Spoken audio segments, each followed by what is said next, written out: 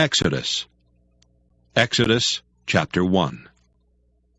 Now these are the names of the children of Israel which came into Egypt. Every man in his household came with Jacob: Reuben, Simeon, Levi, and Judah; Issachar, Zebulun, and Benjamin; Dan and Naphtali, Gad and Asher. And all the souls that came out of the loins of Jacob were 70 souls, for Joseph was in Egypt already. And Joseph died, and all his brethren, and all that generation. And the children of Israel were fruitful, and increased abundantly, and multiplied, and waxed exceedingly mighty, and the land was filled with them. Now there arose up a new king over Egypt, which knew not Joseph. And he said unto his people, Behold, the people of the children of Israel are more and mightier than we. Come on, let us deal wisely with them, lest they multiply, and it come to pass that when there falleth out any war, they join also unto our enemies, and fight against us, and so get them up out of the land. Therefore they did set over them taskmasters to afflict them with their burdens, and they built for Pharaoh treasure cities, Pithom and Raamses. But the more they afflicted them, the more they multiplied and grew, and they were grieved because of the children of Israel. And the Egyptians made the children of Israel to serve with rigor. And they made their lives bitter with hard bondage, in mortar and in brick, and in all manner of service in the field. All their service wherein they made them serve was with rigor. And the king of Egypt spake to the Hebrew midwives, of which the name of the one was Shiphrah, and the name of the other Puah. And he said, When ye do the office of a midwife to the Hebrew women, and see them upon the stools, if it be a son, then ye shall kill him. But if it be a daughter, then she shall live. But the midwives feared God, and did not as the king of Egypt commanded them, but saved the men children alive. And the king of Egypt called for the midwives, and said unto them, Why have ye done this thing, and have saved the men children alive? And the midwives said unto Pharaoh, Because the Hebrew women are not as the Egyptian women, for they are lively, and are delivered ere the midwives come in unto them. Therefore God dealt well with the midwives, and the people multiplied and waxed very mighty. And it came to pass, because the midwives feared God, that he made them houses. And Pharaoh charged all his people, saying, Every son that is born ye shall cast into the river, and every daughter ye shall save alive. Exodus chapter 2. And there went a man of the house of Levi, and took to wife a daughter of Levi. And the woman conceived and bare a son, and when she saw him that he was a goodly child, she hid him 3 months. And when she could not longer hide him, she took for him an ark of bulrushes, and daubed it with slime and with pitch, and put the child therein. And she laid it in the flags by the river's brink. And his sister stood afar off to wit what would be done to him. And the daughter of Pharaoh came down to wash herself at the river, and her maidens walked along by the river's side. And when she saw the ark among the flags, she sent her maid to fetch it. And when she had opened it, she saw the child, and behold, the babe wept. And she had compassion on him, and said, This is one of the Hebrews' children. Then said his sister to Pharaoh's daughter, Shall I go and call to thee a nurse of the Hebrew woman, that she may nurse the child for thee? And Pharaoh's daughter said to her, Go. And the maid went and called the child's mother.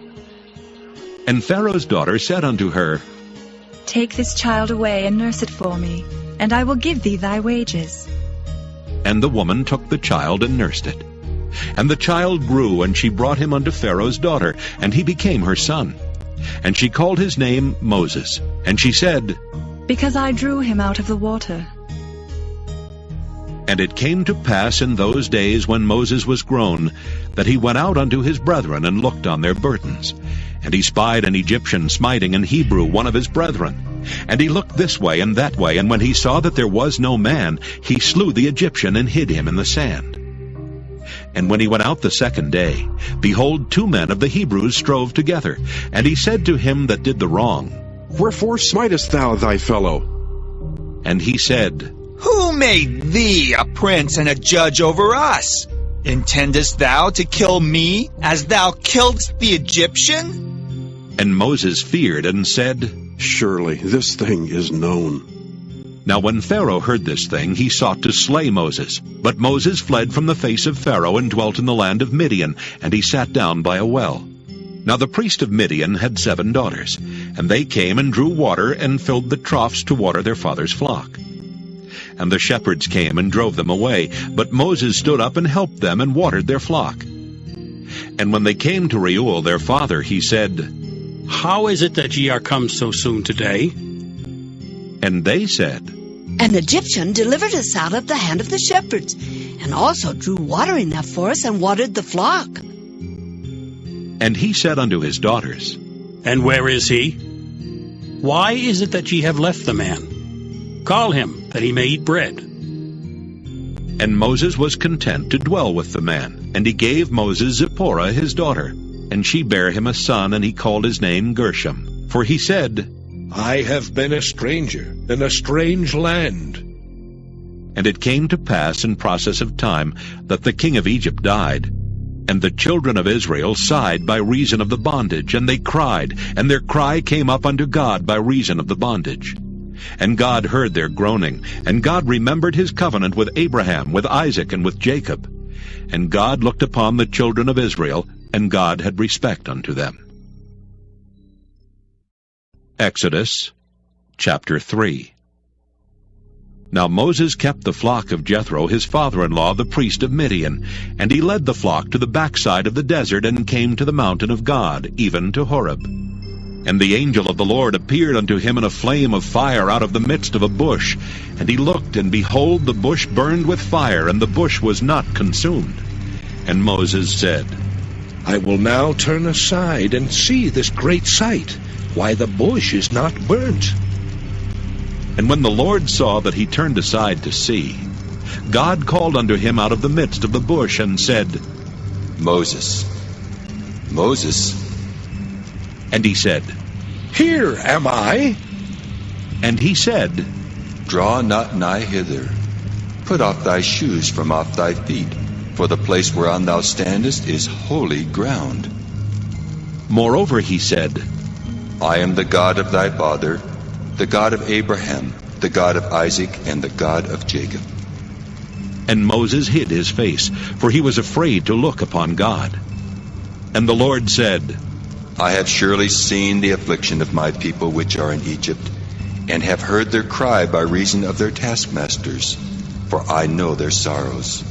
And I am come down to deliver them out of the hand of the Egyptians, and to bring them up out of that land unto a good land and a large, unto a land flowing with milk and honey, unto the place of the Canaanites, and the Hittites, and the Amorites, and the Perizzites, and the Hivites, and the Jebusites.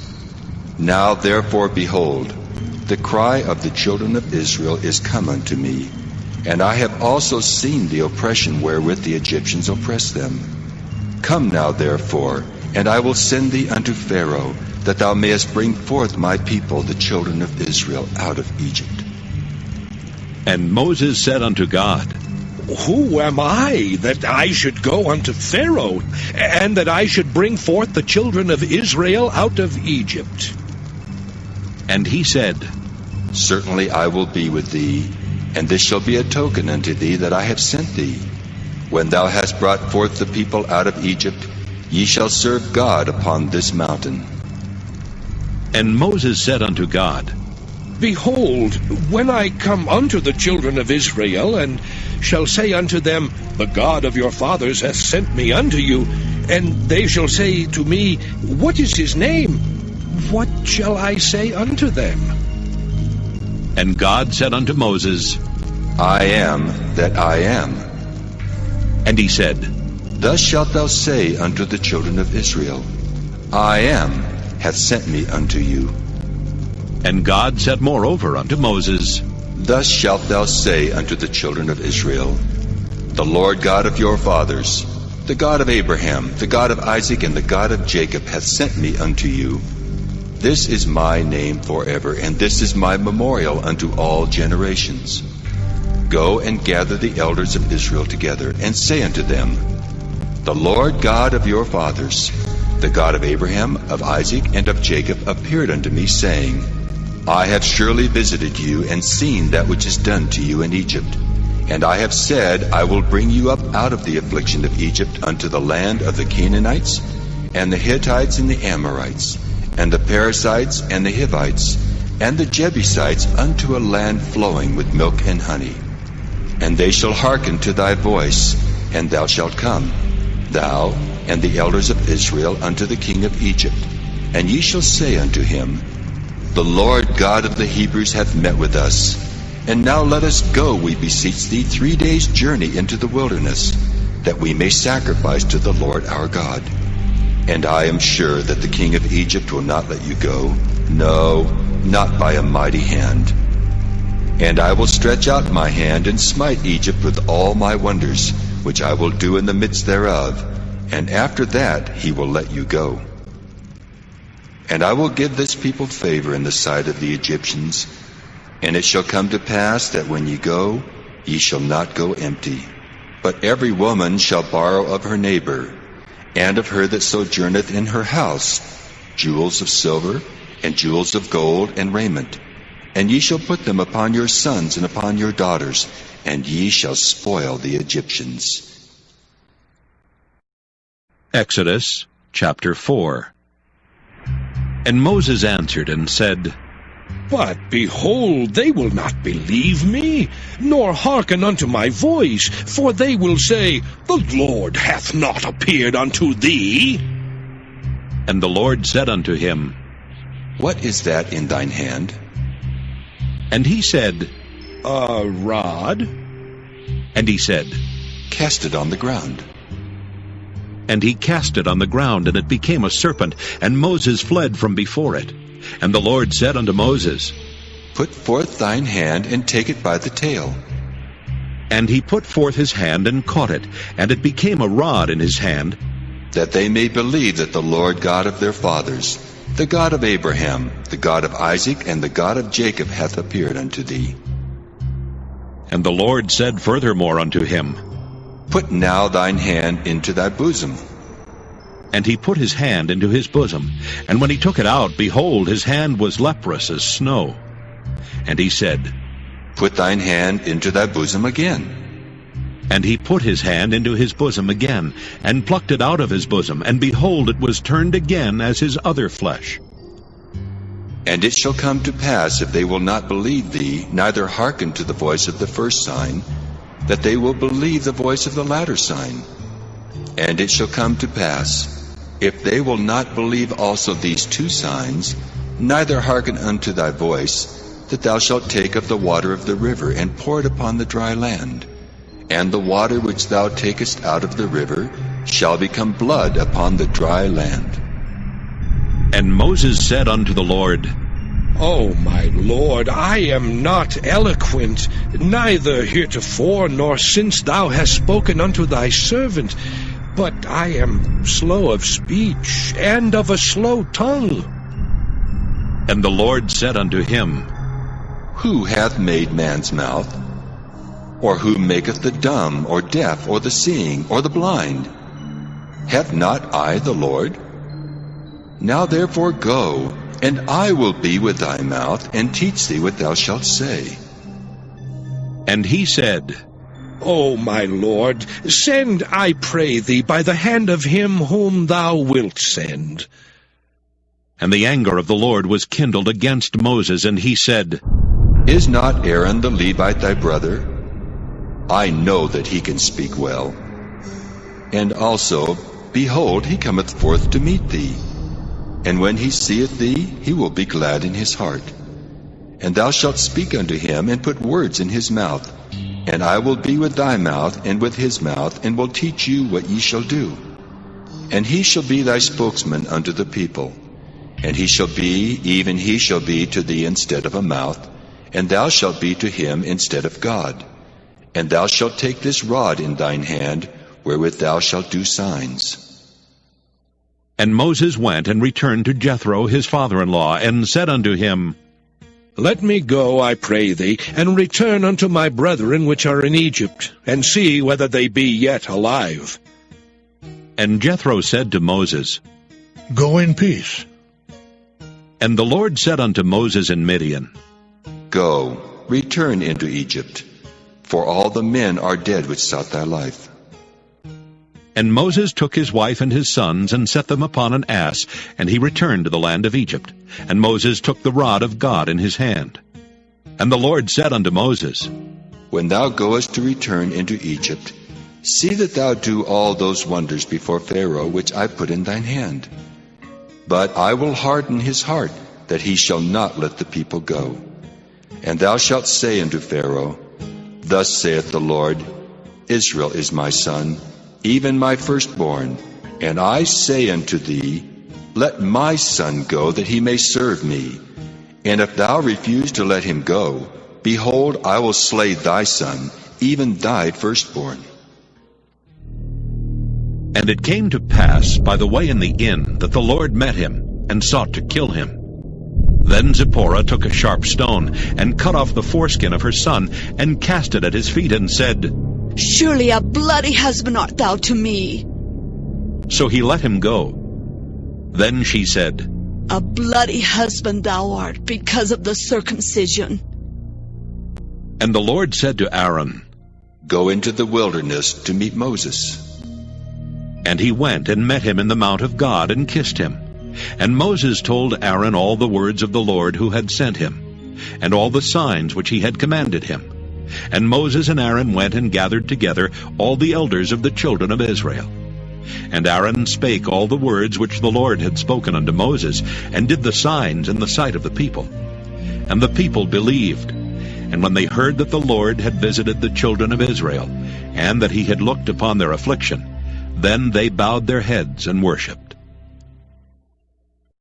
Exodus chapter 5. And afterward Moses and Aaron went in and told Pharaoh, Thus saith the Lord God of Israel, Let my people go, that they may hold a feast unto me in the wilderness. And Pharaoh said, Who is the Lord, that I should obey his voice to let Israel go? I know not the Lord, neither will I let Israel go.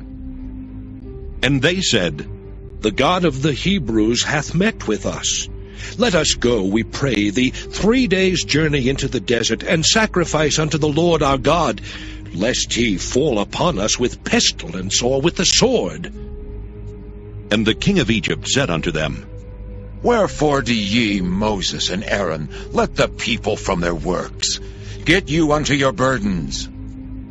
And Pharaoh said, Behold, the people of the land now are many, and ye make them rest from their burdens. And Pharaoh commanded the same day the taskmasters of the people and their officers, saying, Ye shall no more give the people straw to make brick, as heretofore. Let them go and gather straw for themselves. And the tale of the bricks which they did make heretofore, ye shall lay upon them. Ye shall not diminish aught thereof. For they be idle. Therefore they cry, saying, Let us go and sacrifice to our God. Let their more work be laid upon the men, that they may labor therein. And let them not regard vain words. And the taskmasters of the people went out, and their officers, and they spake to the people, saying, Thus saith Pharaoh, I will not give you straw. Go ye, get you straw where ye can find it, yet not aught of your work shall be diminished. So the people were scattered abroad throughout all the land of Egypt to gather stubble instead of straw. And the taskmasters hasted them, saying, Fulfill your works, your daily tasks, as when there was straw. And the officers of the children of Israel, which Pharaoh's taskmasters had set over them, were beaten and demanded, Wherefore have ye not fulfilled your task in making brick both yesterday and today as heretofore?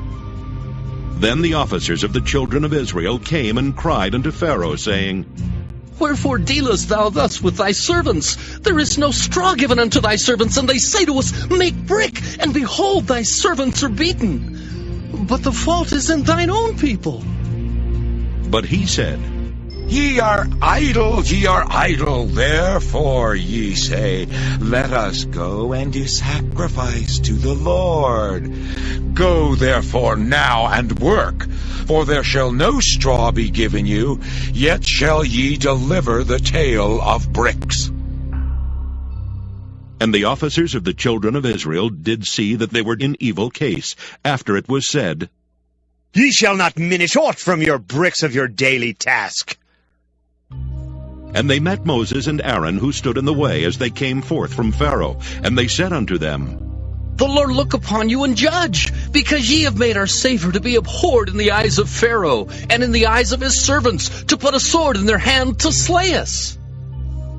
And Moses returned unto the Lord, and said, Lord, wherefore hast thou so evil entreated this people? Why is it that thou hast sent me? For since I came to Pharaoh to speak in thy name, he hath done evil to this people. Neither hast thou delivered thy people at all. Exodus chapter 6. Then the Lord said unto Moses, Now shalt thou see what I will do to Pharaoh. For with a strong hand shall he let them go, and with a strong hand shall he drive them out of his land. And God spake unto Moses, and said unto him, I am the Lord, and I appeared unto Abraham, unto Isaac, and unto Jacob by the name of God Almighty. But by my name Jehovah was I not known to them. And I have also established my covenant with them, to give them the land of Canaan, the land of their pilgrimage wherein they were strangers. And I have also heard the groaning of the children of Israel, whom the Egyptians keep in bondage, and I have remembered my covenant. Wherefore say unto the children of Israel, I am the Lord, and I will bring you out from under the burdens of the Egyptians, and I will rid you out of their bondage, and I will redeem you with a stretched out arm and with great judgments. And I will take you to me for a people, and I will be to you a God. And ye shall know that I am the Lord your God, which bringeth you out from under the burdens of the Egyptians. And I will bring you in unto the land, concerning the which I did swear to give it to Abraham, to Isaac, and to Jacob. And I will give it you for an heritage. I am the Lord. And Moses spake so unto the children of Israel. But they hearkened not unto Moses for anguish of spirit and for cruel bondage. And the Lord spake unto Moses, saying, Go in, speak unto Pharaoh king of Egypt, that he let the children of Israel go out of his land. And Moses spake before the Lord, saying, Behold, the children of Israel have not hearkened unto me. How then shall Pharaoh hear me, who am of uncircumcised lips? And the Lord spake unto Moses and unto Aaron, and gave them a charge unto the children of Israel, and unto Pharaoh king of Egypt, to bring the children of Israel out of the land of Egypt. These be the heads of their fathers' houses. The sons of Reuben, the firstborn of Israel, Hanok and Palu, Hezron and Carmi. These be the families of Reuben. And the sons of Simeon, Jemuel and Jamin, and Ohad and Jachin, and Zohar and Shaul, the son of a Canaanitish woman. These are the families of Simeon. And these are the names of the sons of Levi according to their generations, Gershon and Kohath and Merari. And the years of the life of Levi were 137 years. The sons of Gershon, Libni and Shimei according to their families. And the sons of Kohath, Amram and Izhar and Hebron and Uzziel. And the years of the life of Kohath were 133 years. And the sons of Merari, Mahali and Mushi. These are the families of Levi according to their generations. And Amram took him Jochebed, his father's sister, to wife, and she bare him Aaron and Moses. And the years of the life of Amram were 137 years. And the sons of Izhar, Korah and Nepheg and Zichri. And the sons of Uzziel, Mishael and Elzaphan and Zithri. And Aaron took him Elisheba, daughter of Aminadab, sister of Naashon, to wife, and she bare him Nadab and Abihu, Eleazar and Ithamar. And the sons of Korah, Asher and Elkanah, and Abisaph. These are the families of the Korhites. And Eleazar, Aaron's son, took him one of the daughters of Putiel to wife, and she bare him Phinehas. These are the heads of the fathers of the Levites according to their families. These are that Aaron and Moses, to whom the Lord said, Bring out the children of Israel from the land of Egypt, according to their armies. These are they which spake to Pharaoh king of Egypt, to bring out the children of Israel from Egypt. These are that Moses and Aaron. And it came to pass on the day when the Lord spake unto Moses in the land of Egypt, that the Lord spake unto Moses, saying, I am the Lord. Speak thou unto Pharaoh king of Egypt all that I say unto thee. And Moses said before the Lord, Lord, behold, I am of uncircumcised lips, and how shall Pharaoh hearken unto me? Exodus chapter 7. And the Lord said unto Moses, See, I have made thee a god to Pharaoh, and Aaron thy brother shall be thy prophet. Thou shalt speak all that I command thee, and Aaron thy brother shall speak unto Pharaoh, that he send the children of Israel out of his land.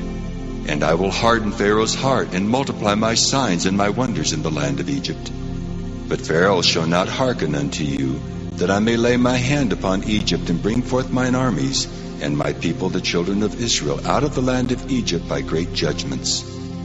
And the Egyptians shall know that I am the Lord, when I stretch forth mine hand upon Egypt, and bring out the children of Israel from among them. And Moses and Aaron did as the Lord commanded them, so did they. And Moses was 80 years old, and Aaron 83 years old, when they spake unto Pharaoh. And the Lord spake unto Moses and unto Aaron, saying, When Pharaoh shall speak unto you, saying, Show a miracle for you, then thou shalt say unto Aaron, Take thy rod and cast it before Pharaoh, and it shall become a serpent. And Moses and Aaron went in unto Pharaoh, and they did so as the Lord had commanded. And Aaron cast down his rod before Pharaoh and before his servants, and it became a serpent. Then Pharaoh also called the wise men and the sorcerers. Now the magicians of Egypt, they also did in like manner with their enchantments. For they cast down every man his rod, and they became serpents. But Aaron's rod swallowed up their rods. And he hardened Pharaoh's heart, that he hearkened not unto them, as the Lord had said. And the Lord said unto Moses, Pharaoh's heart is hardened, he refuseth to let the people go. Get thee unto Pharaoh in the morning. Lo, he goeth out unto the water, and thou shalt stand by the river's brink against he come. And the rod which was turned to a serpent shalt thou take in thine hand, and thou shalt say unto him, The Lord God of the Hebrews hath sent me unto thee, saying, Let my people go, that they may serve me in the wilderness. And behold, hitherto thou wouldst not hear. Thus saith the Lord, In this thou shalt know that I am the Lord. Behold, I will smite with the rod that is in mine hand upon the waters which are in the river, and they shall be turned to blood. And the fish that is in the river shall die, and the river shall stink, and the Egyptians shall loathe to drink of the water of the river. And the Lord spake unto Moses, Say unto Aaron, Take thy rod and stretch out thine hand upon the waters of Egypt, upon their streams, upon their rivers, and upon their ponds, and upon all their pools of water, that they may become blood, and that there may be blood throughout all the land of Egypt, both in vessels of wood and in vessels of stone. And Moses and Aaron did so as the Lord commanded. And he lifted up the rod, and smote the waters that were in the river, in the sight of Pharaoh, and in the sight of his servants. And all the waters that were in the river were turned to blood. And the fish that was in the river died, and the river stank, and the Egyptians could not drink of the water of the river. And there was blood throughout all the land of Egypt. And the magicians of Egypt did so with their enchantments, and Pharaoh's heart was hardened, neither did he hearken unto them as the Lord had said. And Pharaoh turned and went into his house, neither did he set his heart to this also. And all the Egyptians digged round about the river for water to drink, for they could not drink of the water of the river. And 7 days were fulfilled after that the Lord had smitten the river. Exodus chapter 8. And the Lord spake unto Moses, Go unto Pharaoh, and say unto him, Thus saith the Lord, Let my people go, that they may serve me. And if thou refuse to let them go, behold, I will smite all thy borders with frogs, and the river shall bring forth frogs abundantly, which shall go up and come into thine house, and into thy bedchamber, and upon thy bed, and into the house of thy servants, and upon thy people, and into thine ovens, and into thy kneading troughs. And the frogs shall come up both on thee, and upon thy people, and upon all thy servants. And the Lord spake unto Moses, Say unto Aaron, Stretch forth thine hand with thy rod over the streams, over the rivers and over the ponds, and cause frogs to come up upon the land of Egypt. And Aaron stretched out his hand over the waters of Egypt, and the frogs came up and covered the land of Egypt. And the magicians did so with their enchantments, and brought up frogs upon the land of Egypt. Then Pharaoh called for Moses and Aaron, and said, Entreat the Lord that he may take away the frogs from me and from my people, and I will let the people go, that they may do sacrifice unto the Lord. And Moses said unto Pharaoh, Glory over me! When shall I entreat for thee, and for thy servants, and for thy people, to destroy the frogs from thee and thy houses, that they may remain in the river only? And he said, Tomorrow. And he said, Be it according to thy word, that thou mayest know that there is none like unto the Lord our God. And the frogs shall depart from thee, and from thy houses, and from thy servants, and from thy people. They shall remain in the river only. And Moses and Aaron went out from Pharaoh. And Moses cried unto the Lord because of the frogs which he had brought against Pharaoh. And the Lord did according to the word of Moses, and the frogs died out of the houses, out of the villages, and out of the fields. And they gathered them together upon heaps, and the land stank. But when Pharaoh saw that there was respite, he hardened his heart, and hearkened not unto them, as the Lord had said. And the Lord said unto Moses, Say unto Aaron, Stretch out thy rod, and smite the dust of the land, that it may become lice throughout all the land of Egypt. And they did so. For Aaron stretched out his hand with his rod, and smote the dust of the earth, and it became lice in man and in beast. All the dust of the land became lice throughout all the land of Egypt. And the magicians did so with their enchantments to bring forth lice, but they could not. So there were lice upon man and upon beast. Then the magician said unto Pharaoh, This is the finger of God. And Pharaoh's heart was hardened, and he hearkened not unto them, as the Lord had said. And the Lord said unto Moses, Rise up early in the morning, and stand before Pharaoh. Lo, he cometh forth to the water, and say unto him, Thus saith the Lord, Let my people go, that they may serve me. Else, if thou wilt not let my people go, behold, I will send swarms of flies upon thee, and upon thy servants, and upon thy people, and into thy houses. And the houses of the Egyptians shall be full of swarms of flies, and also the ground whereon they are. And I will sever in that day the land of Goshen, in which my people dwell, that no swarms of flies shall be there. To the end thou mayest know that I am the Lord in the midst of the earth, and I will put a division between my people and thy people. Tomorrow shall this sign be. And the Lord did so. And there came a grievous swarm of flies into the house of Pharaoh, and into his servants' houses, and into all the land of Egypt. The land was corrupted by reason of the swarm of flies. And Pharaoh called for Moses and for Aaron, and said, Go ye, sacrifice to your God in the land. And Moses said, It is not meet so to do, for we shall sacrifice the abomination of the Egyptians to the Lord our God. Lo, shall we sacrifice the abomination of the Egyptians before their eyes, and will they not stone us? We will go 3 days' journey into the wilderness, and sacrifice to the Lord our God, as he shall command us. And Pharaoh said, I will let you go, that ye may sacrifice to the Lord your God in the wilderness. Only ye shall not go very far away. Entreat for me.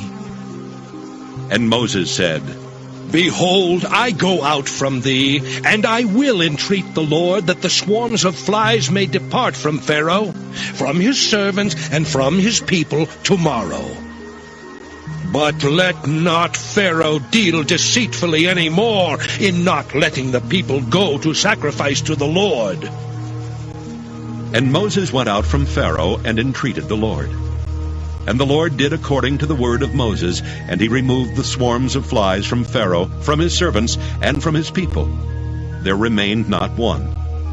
And Pharaoh hardened his heart at this time also, neither would he let the people go. Exodus chapter 9. Then the Lord said unto Moses, Go in unto Pharaoh, and tell him, Thus saith the Lord God of the Hebrews, Let my people go, that they may serve me. For if thou refuse to let them go, and wilt hold them still, behold, the hand of the Lord is upon thy cattle which is in the field, upon the horses, upon the asses, upon the camels, upon the oxen, and upon the sheep. There shall be a very grievous murrain. And the Lord shall sever between the cattle of Israel and the cattle of Egypt, and there shall nothing die of all that is the children's of Israel. And the Lord appointed a set time, saying, Tomorrow the Lord shall do this thing in the land. And the Lord did that thing on the morrow, and all the cattle of Egypt died. But of the cattle of the children of Israel died not one. And Pharaoh sent, and behold, there was not one of the cattle of the Israelites dead. And the heart of Pharaoh was hardened, and he did not let the people go. And the Lord said unto Moses and unto Aaron, Take to you handfuls of ashes of the furnace, and let Moses sprinkle it toward the heaven in the sight of Pharaoh. And it shall become small dust in all the land of Egypt, and shall be a boil breaking forth with blains upon man and upon beast, throughout all the land of Egypt. And they took ashes of the furnace and stood before Pharaoh. And Moses sprinkled it up toward heaven, and it became a boil breaking forth with blains upon man and upon beast. And the magicians could not stand before Moses because of the boils, for the boil was upon the magicians and upon all the Egyptians. And the Lord hardened the heart of Pharaoh, and he hearkened not unto them, as the Lord had spoken unto Moses. And the Lord said unto Moses, Rise up early in the morning, and stand before Pharaoh, and say unto him, Thus saith the Lord God of the Hebrews, Let my people go, that they may serve me. For I will at this time send all my plagues upon thine heart, and upon thy servants, and upon thy people, that thou mayest know that there is none like me in all the earth. For now I will stretch out my hand, that I may smite thee and thy people with pestilence, and thou shalt be cut off from the earth.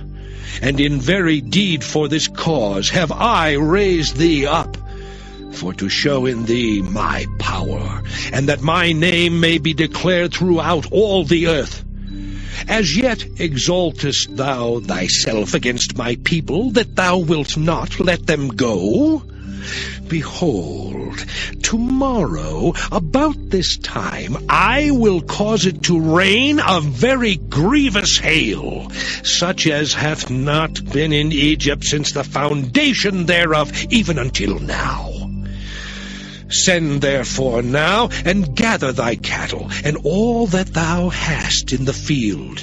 For upon every man and beast which shall be found in the field, and shall not be brought home, the hail shall come down upon them, and they shall die. He that feared the word of the Lord among the servants of Pharaoh made his servants and his cattle flee into the houses. And he that regarded not the word of the Lord left his servants and his cattle in the field. And the Lord said unto Moses, Stretch forth thine hand toward heaven, that there may be hail in all the land of Egypt, upon man and upon beast, and upon every herb of the field throughout the land of Egypt. And Moses stretched forth his rod toward heaven, and the Lord sent thunder and hail, and the fire ran along upon the ground. And the Lord rained hail upon the land of Egypt. So there was hail and fire mingled with the hail, very grievous, such as there was none like it in all the land of Egypt since it became a nation. And the hail smote throughout all the land of Egypt all that was in the field, both man and beast. And the hail smote every herb of the field, and brake every tree of the field. Only in the land of Goshen, where the children of Israel were, was there no hail. And Pharaoh sent and called for Moses and Aaron, and said unto them, I have sinned this time. The Lord is righteous, and I and my people are wicked. Entreat the Lord, for it is enough that there be no more mighty thunderings and hail, and I will let you go, and ye shall stay no longer. And Moses said unto him, As soon as I am gone out of the city, I will spread abroad my hands unto the Lord. And the thunder shall cease, neither shall there be any more hail, that thou mayest know how that the earth is the Lord's. But as for thee and thy servants, I know that ye will not yet fear the Lord God. And the flax and the barley was smitten, for the barley was in the ear, and the flax was bold. But the wheat and the rye were not smitten, for they were not grown up. And Moses went out of the city from Pharaoh, and spread abroad his hands unto the Lord.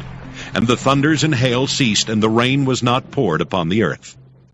And when Pharaoh saw that the rain and the hail and the thunders were ceased, he sinned yet more, and hardened his heart, he and his servants.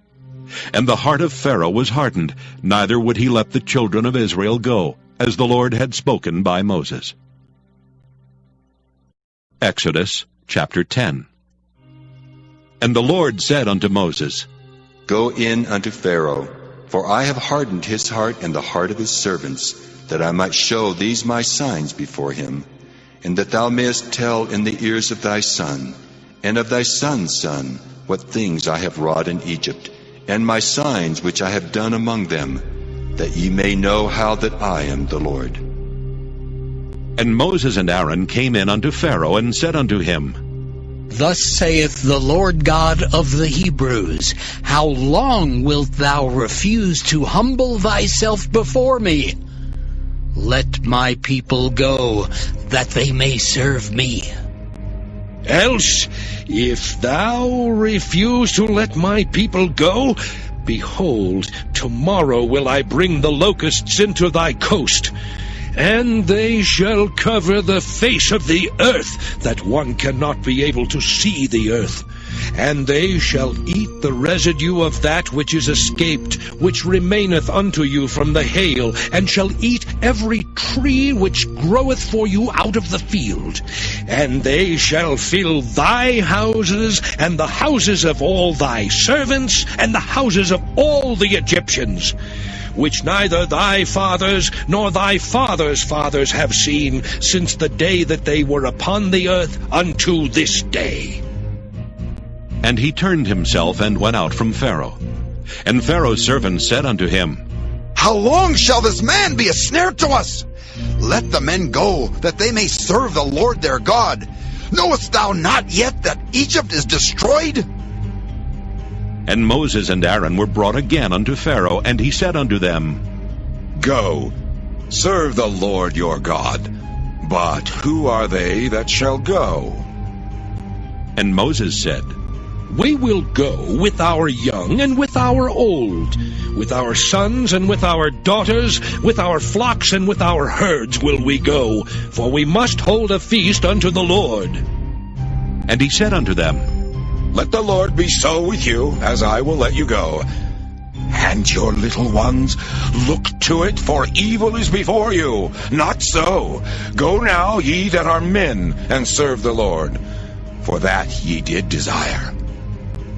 And they were driven out from Pharaoh's presence. And the Lord said unto Moses, Stretch out thine hand over the land of Egypt, for the locusts, that they may come up upon the land of Egypt, and eat every herb of the land, even all that the hail hath left. And Moses stretched forth his rod over the land of Egypt, and the Lord brought an east wind upon the land all that day and all that night. And when it was morning, the east wind brought the locusts. And the locusts went up over all the land of Egypt, and rested in all the coasts of Egypt. Very grievous were they. Before them there were no such locusts as they, neither after them shall be such. For they covered the face of the whole earth, so that the land was darkened.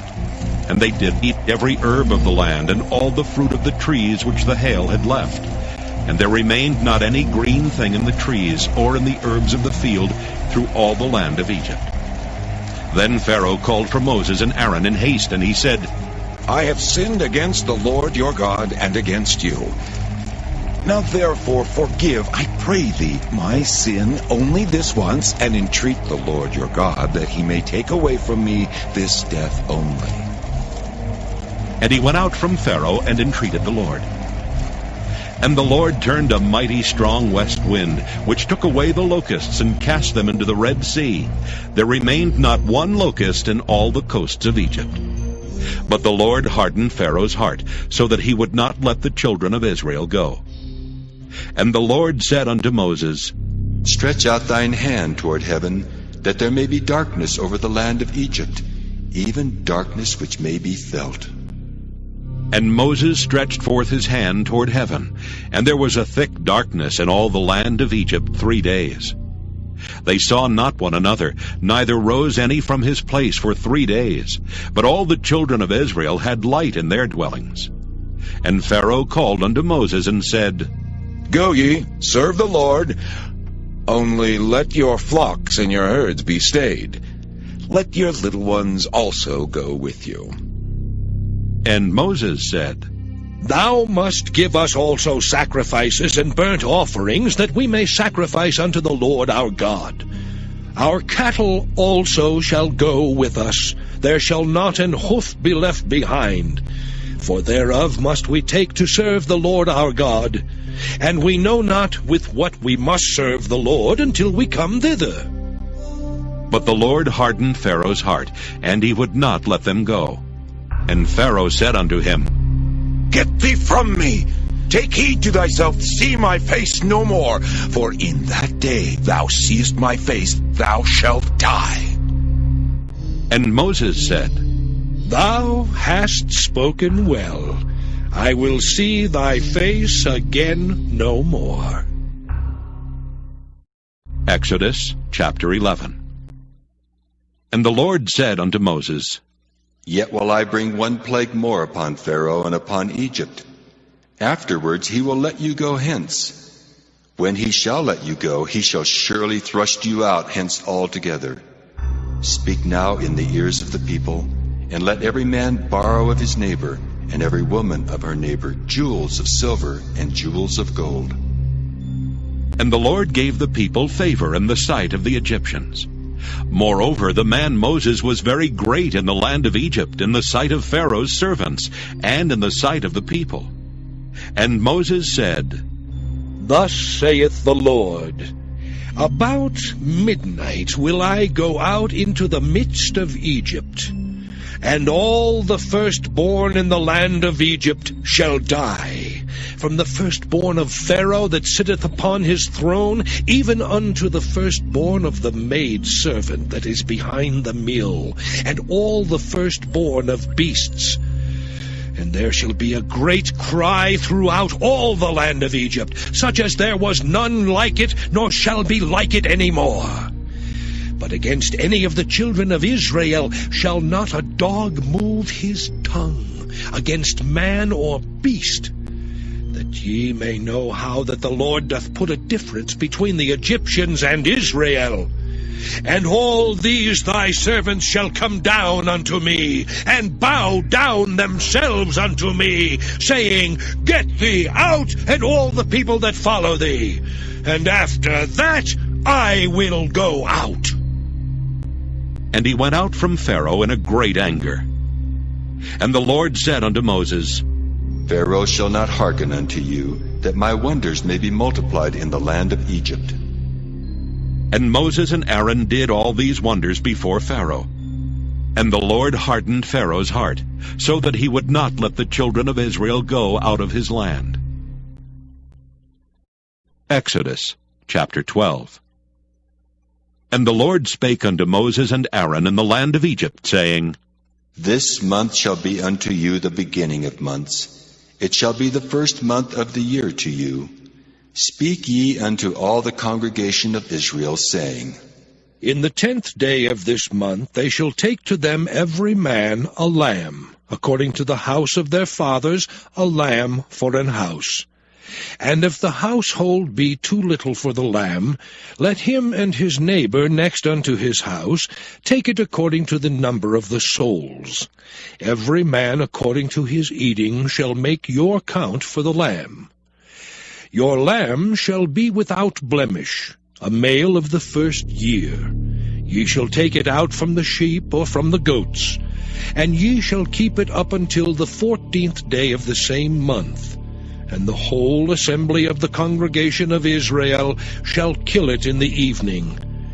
And they shall take of the blood, and strike it on the 2 side posts and on the upper doorpost of the houses wherein they shall eat it.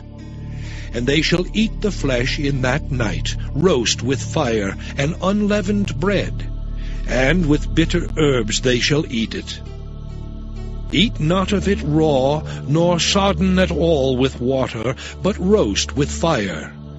His head with his legs, and with the purtenance thereof. And ye shall let nothing of it remain until the morning, and that which remaineth of it until the morning ye shall burn with fire. And thus shall ye eat it, with your loins girded, your shoes on your feet, and your staff in your hand. And ye shall eat it in haste. It is the Lord's Passover. For I will pass through the land of Egypt this night, and will smite all the firstborn in the land of Egypt, both man and beast. And against all the gods of Egypt I will execute judgment. I am the Lord. And the blood shall be to you for a token upon the houses where ye are. And when I see the blood, I will pass over you, and the plague shall not be upon you to destroy you when I smite the land of Egypt. And this day shall be unto you for a memorial, and ye shall keep it a feast to the Lord throughout your generations. Ye shall keep it a feast by an ordinance forever. 7 days shall ye eat unleavened bread. Even the first day ye shall put away leaven out of your houses. For whosoever eateth leavened bread from the first day until the 7th day, that soul shall be cut off from Israel. And in the first day there shall be an holy convocation, and in the 7th day there shall be an holy convocation to you. No manner of work shall be done in them, save that which every man must eat, that only may be done of you. And ye shall observe the feast of unleavened bread.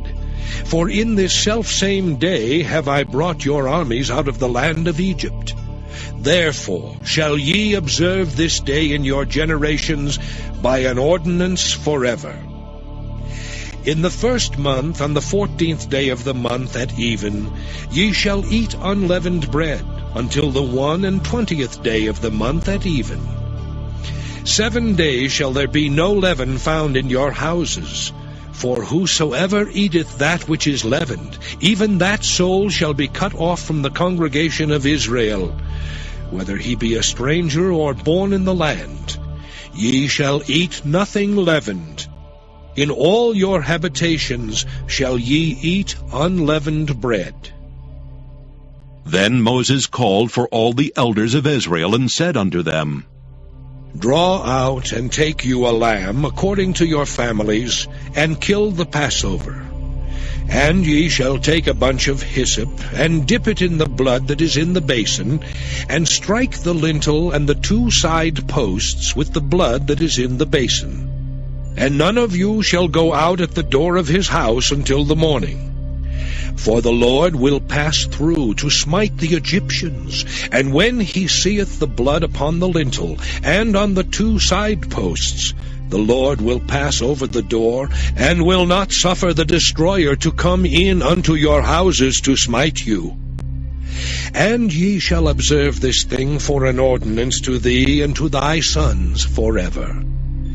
And it shall come to pass, when ye be come to the land which the Lord will give you, according as he hath promised, that ye shall keep this service. And it shall come to pass, when your children shall say unto you, What mean ye by this service? That ye shall say, It is the sacrifice of the Lord's Passover, who passed over the houses of the children of Israel in Egypt, when he smote the Egyptians and delivered our houses. And the people bowed the head and worshipped. And the children of Israel went away, and did as the Lord had commanded Moses and Aaron, so did they.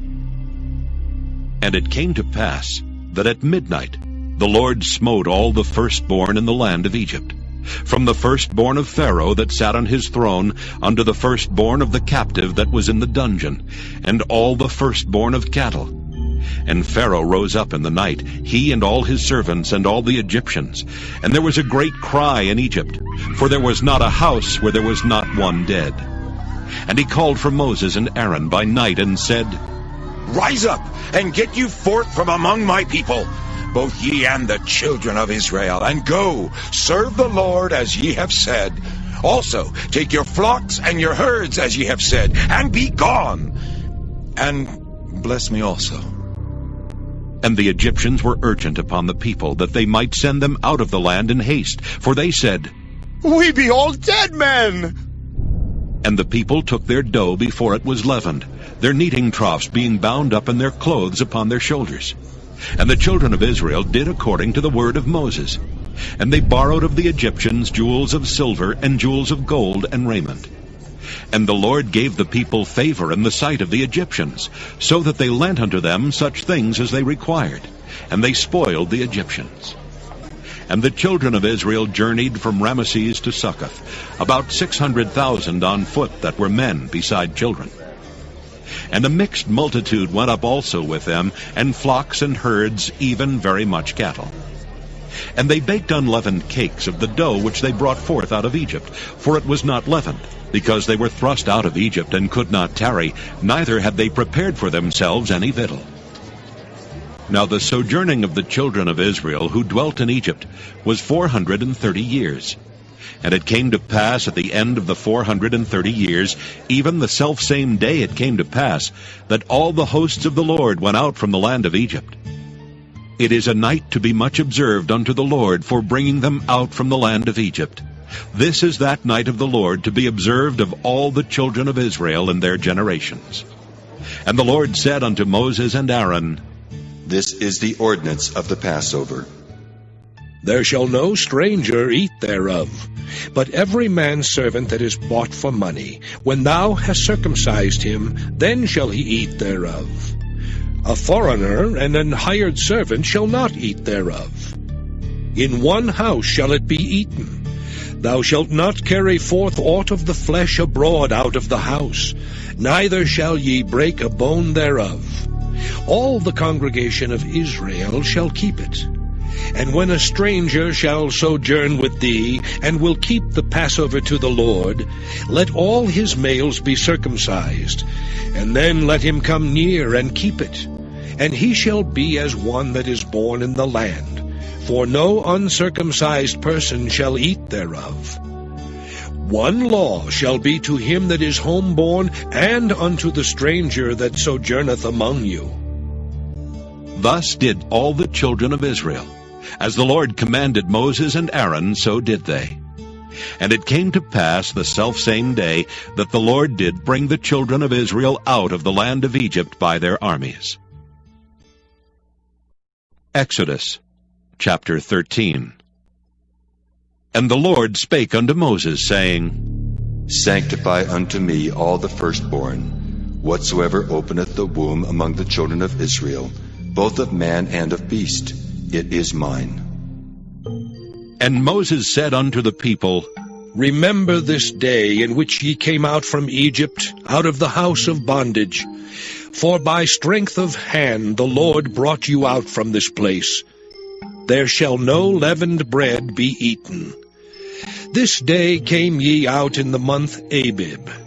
And it shall be, when the Lord shall bring thee into the land of the Canaanites, and the Hittites, and the Amorites, and the Hivites, and the Jebusites, which he sware unto thy fathers to give thee, a land flowing with milk and honey, that thou shalt keep this service in this month. 7 days thou shalt eat unleavened bread, and in the 7th day shall be a feast to the Lord. Unleavened bread shall be eaten 7 days, and there shall no leavened bread be seen with thee, neither shall there be leaven seen with thee in all thy quarters. And thou shalt show thy son in that day, saying, This is done because of that which the Lord did unto me when I came forth out of Egypt. And it shall be for a sign unto thee upon thine hand, and for a memorial between thine eyes, that the Lord's law may be in thy mouth. For with a strong hand hath the Lord brought thee out of Egypt. Thou shalt therefore keep this ordinance in his season from year to year. And it shall be, when the Lord shall bring thee into the land of the Canaanites, as he sware unto thee and to thy fathers, and shall give it thee, that thou shalt set apart unto the Lord all that openeth the matrix, and every firstling that cometh of a beast which thou hast, the males shall be the Lord's. And every firstling of an ass thou shalt redeem with a lamb. And if thou wilt not redeem it, then thou shalt break his neck. And all the firstborn of man among thy children shalt thou redeem. And it shall be, when thy son asketh thee in time to come, saying, What is this? That thou shalt say unto him, By strength of hand the Lord brought us out from Egypt, from the house of bondage. And it came to pass, when Pharaoh would hardly let us go, that the Lord slew all the firstborn in the land of Egypt, both the firstborn of man and the firstborn of beast. Therefore I sacrifice to the Lord all that open the matrix, being males. But all the firstborn of my children I redeem. And it shall be for a token upon thine hand, and for frontlets between thine eyes. For by strength of hand the Lord brought us forth out of Egypt. And it came to pass, when Pharaoh had let the people go, that God led them not through the way of the land of the Philistines, although that was near. For God said, Lest peradventure the people repent when they see war, and they return to Egypt. But God led the people about through the way of the wilderness of the Red Sea, and the children of Israel went up harnessed out of the land of Egypt. And Moses took the bones of Joseph with him, for he had straitly sworn the children of Israel, saying, God will surely visit you, and ye shall carry up my bones away hence with you. And they took their journey from Succoth, and encamped in Etham in the edge of the wilderness. And the Lord went before them by day in a pillar of a cloud, to lead them the way, and by night in a pillar of fire, to give them light, to go by day and night. He took not away the pillar of the cloud by day, nor the pillar of fire by night from before the people. Exodus chapter 14. And the Lord spake unto Moses, saying, Speak unto the children of Israel, that they turn and encamp before Pi-hahiroth, between Migdol and the sea, over against Baal-zephon. Before it shall ye encamp by the sea. For Pharaoh will say of the children of Israel, They are entangled in the land, the wilderness hath shut them in. And I will harden Pharaoh's heart, that he shall follow after them, And I will be honored upon Pharaoh and upon all his host, that the Egyptians may know that I am the Lord." And they did so. And it was told the king of Egypt that the people fled, and the heart of Pharaoh and of his servants was turned against the people, and they said, "Why have we done this, that we have let Israel go from serving us?" And he made ready his chariot and took his people with him. And he took 600 chosen chariots and all the chariots of Egypt, and captains over every one of them. And the Lord hardened the heart of Pharaoh king of Egypt, and he pursued after the children of Israel. And the children of Israel went out with an high hand. But the Egyptians pursued after them, all the horses and chariots of Pharaoh, and his horsemen and his army, and overtook them encamping by the sea, beside Pi-hahiroth, before Baal-zephon. And when Pharaoh drew nigh, the children of Israel lifted up their eyes, and behold, the Egyptians marched after them. And they were sore afraid. And the children of Israel cried out unto the Lord. And they said unto Moses, "Because there were no graves in Egypt, hast thou taken us away to die in the wilderness? Wherefore hast thou dealt thus with us, to carry us forth out of Egypt? Is not this the word that we did tell thee in Egypt, saying, Let us alone, that we may serve the Egyptians? For it had been better for us to serve the Egyptians, than that we should die in the wilderness." And Moses said unto the people, "Fear ye not. Stand still and see the salvation of the Lord, which he will show to you today. For the Egyptians whom ye have seen today, ye shall see them again no more forever. The Lord shall fight for you, and ye shall hold your peace." And the Lord said unto Moses, "Wherefore criest thou unto me? Speak unto the children of Israel, that they go forward. But lift thou up thy rod, and stretch out thine hand over the sea, and divide it. And the children of Israel shall go on dry ground through the midst of the sea. And I, behold, I will harden the hearts of the Egyptians, and they shall follow them. And I will get me honor upon Pharaoh, and upon all his host, upon his chariots, and upon his horsemen.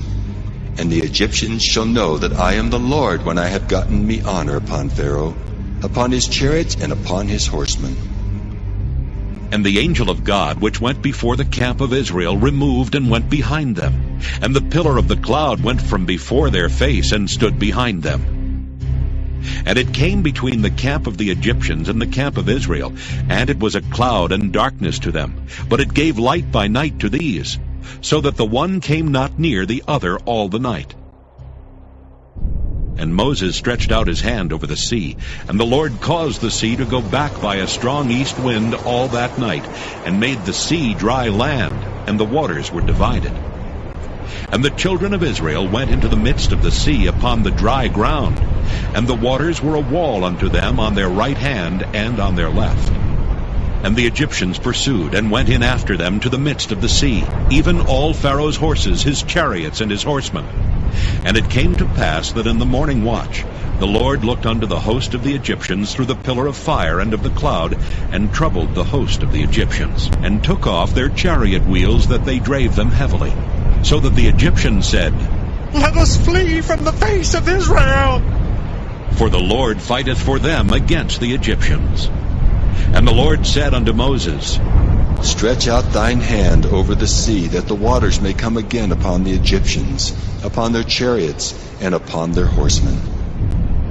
And Moses stretched forth his hand over the sea, and the sea returned to his strength when the morning appeared.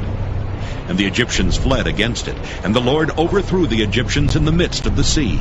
And the waters returned and covered the chariots and the horsemen, and all the host of Pharaoh that came into the sea after them. There remained not so much as one of them. But the children of Israel walked upon dry land in the midst of the sea, and the waters were a wall unto them on their right hand and on their left. Thus the Lord saved Israel that day out of the hand of the Egyptians. And Israel saw the Egyptians dead upon the seashore. And Israel saw that great work which the Lord did upon the Egyptians. And the people feared the Lord, and believed the Lord and his servant Moses. Exodus chapter 15. Then sang Moses and the children of Israel this song unto the Lord, and spake, saying, I will sing unto the Lord, for he hath triumphed gloriously. The horse and his rider hath he thrown into the sea. The Lord is my strength and song, and he is become my salvation. He is my God, and I will prepare him an habitation. My father's God, and I will exalt him. The Lord is a man of war. The Lord is his name. Pharaoh's chariots and his host hath he cast into the sea. His chosen captains also are drowned in the Red Sea. The depths have covered them. They sank into the bottom as a stone.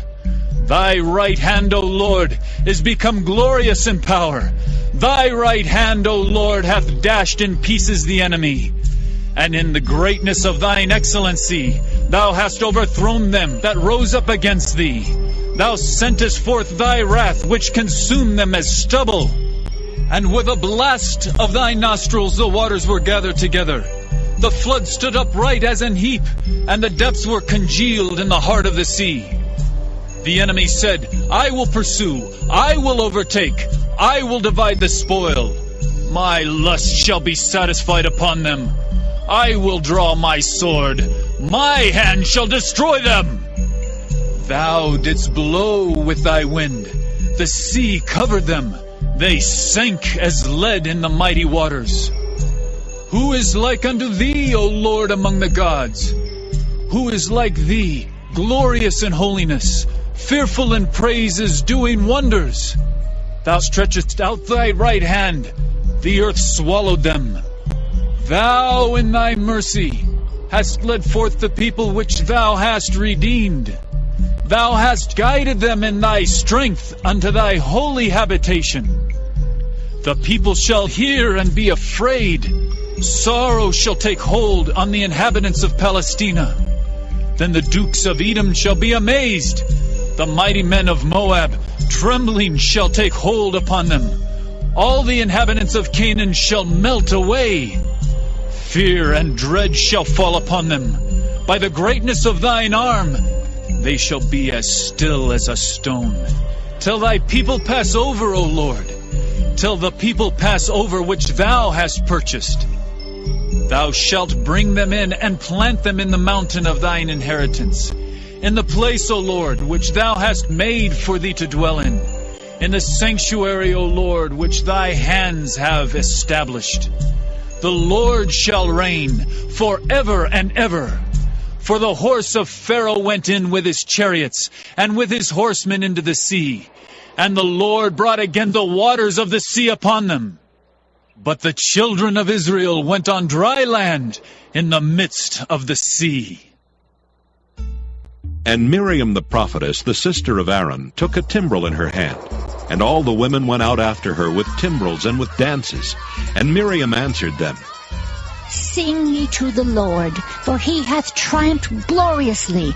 The horse and his rider hath he thrown into the sea. So Moses brought Israel from the Red Sea, and they went out into the wilderness of Shur. And they went 3 days in the wilderness, and found no water. And when they came to Marah, they could not drink of the waters of Marah, for they were bitter. Therefore the name of it was called Marah. And the people murmured against Moses, saying, What shall we drink? And he cried unto the Lord. And the Lord showed him a tree, which when he had cast into the waters were made sweet. There he made for them a statute and an ordinance, and there he proved them, and said, If thou wilt diligently hearken to the voice of the Lord thy God, and wilt do that which is right in his sight, and wilt give ear to his commandments, and keep all his statutes, I will put none of these diseases upon thee, which I have brought upon the Egyptians. For I am the Lord that healeth thee. And they came to Elim, where were 12 wells of water, and 70 palm trees, and they encamped there by the waters. Exodus chapter 16. And they took their journey from Elim, And all the congregation of the children of Israel came unto the wilderness of Sin, which is between Elim and Sinai, on the 15th day of the 2nd month after their departing out of the land of Egypt. And the whole congregation of the children of Israel murmured against Moses and Aaron in the wilderness. And the children of Israel said unto them, Would to God we had died by the hand of the Lord in the land of Egypt, when we sat by the flesh pots, and when we did eat bread to the full. For ye have brought us forth into this wilderness to kill this whole assembly with hunger. Then said the Lord unto Moses, Behold, I will rain bread from heaven for you, and the people shall go out and gather a certain rate every day, that I may prove them, whether they will walk in my law or no. And it shall come to pass that on the 6th day they shall prepare that which they bring in, and it shall be twice as much as they gather daily. And Moses and Aaron said unto all the children of Israel, At even then ye shall know that the Lord hath brought you out from the land of Egypt. And in the morning then ye shall see the glory of the Lord, for that he heareth your murmurings against the Lord. And what are we that ye murmur against us? And Moses said, This shall be when the Lord shall give you in the evening flesh to eat, and in the morning bread to the full. For that the Lord heareth your murmurings, which ye murmur against him. And what are we? Your murmurings are not against us, but against the Lord.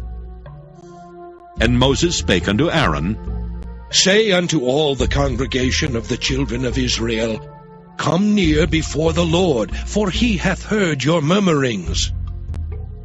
And it came to pass, as Aaron spake unto the whole congregation of the children of Israel, that they looked toward the wilderness, and behold, the glory of the Lord appeared in the cloud. And the Lord spake unto Moses, saying, I have heard the murmurings of the children of Israel. Speak unto them, saying, At even ye shall eat flesh, and in the morning ye shall be filled with bread, and ye shall know that I am the Lord your God. And it came to pass that at even the quails came up and covered the camp, and in the morning the dew lay round about the host. And when the dew that lay was gone up, behold, upon the face of the wilderness there lay a small round thing, as small as the hoarfrost on the ground. And when the children of Israel saw it, they said one to another, It is manna. For they wist not what it was. And Moses said unto them, This is the bread which the Lord hath given you to eat. This is the thing which the Lord hath commanded.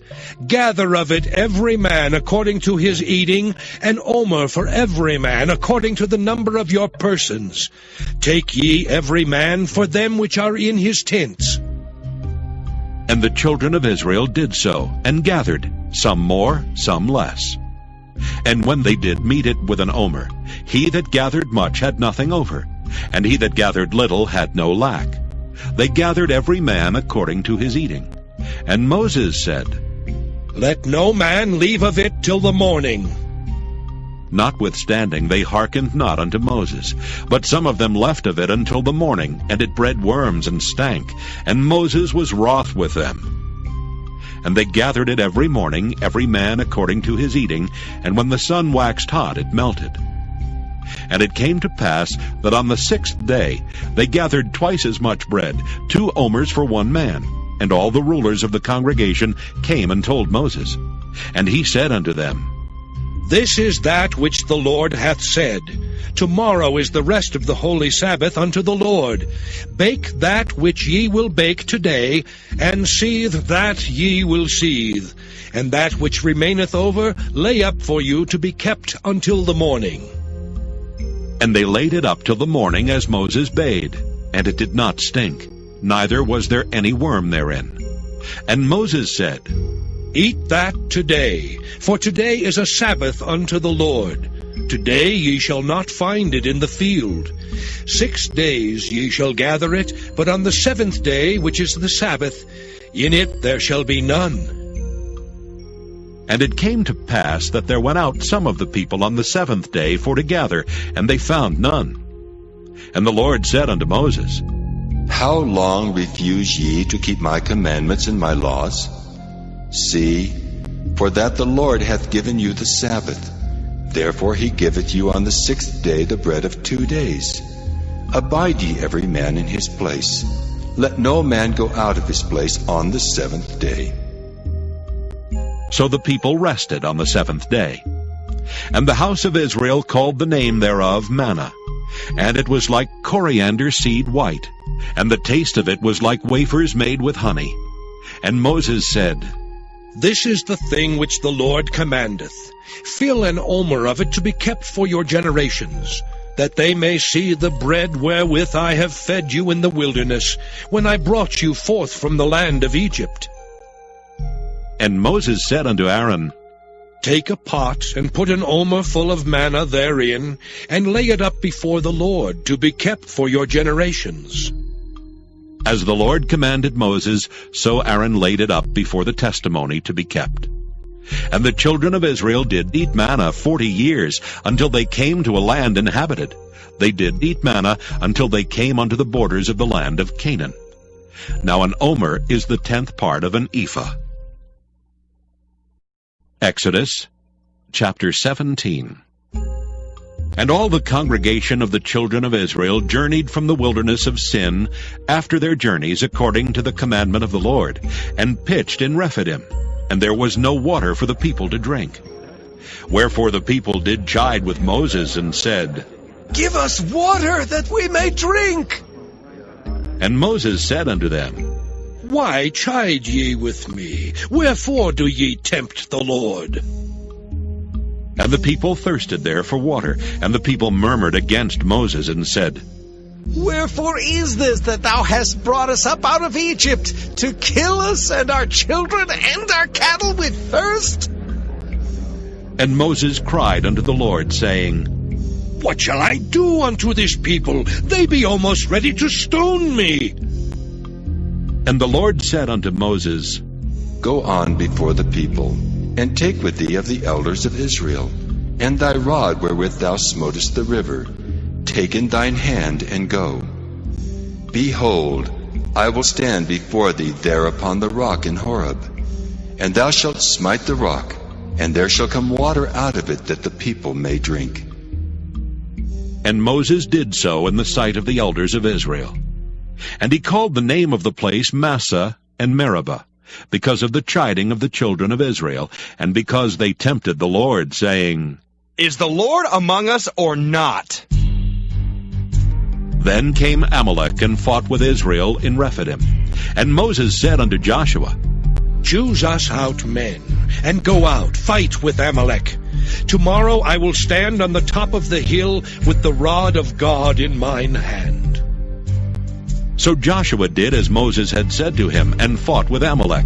And Moses, Aaron, and Hur went up to the top of the hill. And it came to pass, when Moses held up his hand, that Israel prevailed, and when he let down his hand, Amalek prevailed. But Moses' hands were heavy, and they took a stone and put it under him, and he sat thereon.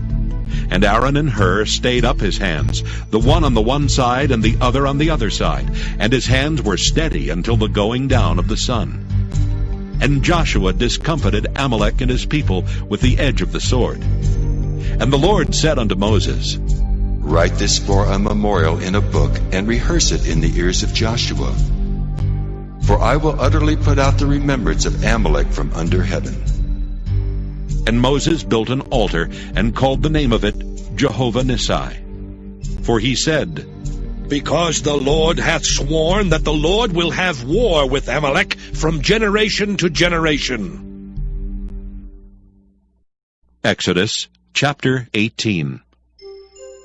When Jethro, the priest of Midian, Moses' father-in-law, heard of all that God had done for Moses and for Israel his people, and that the Lord had brought Israel out of Egypt, then Jethro, Moses' father-in-law, took Zipporah, Moses' wife, after he had sent her back, and her 2 sons, of which the name of the one was Gershom. For he said, I have been an alien in a strange land.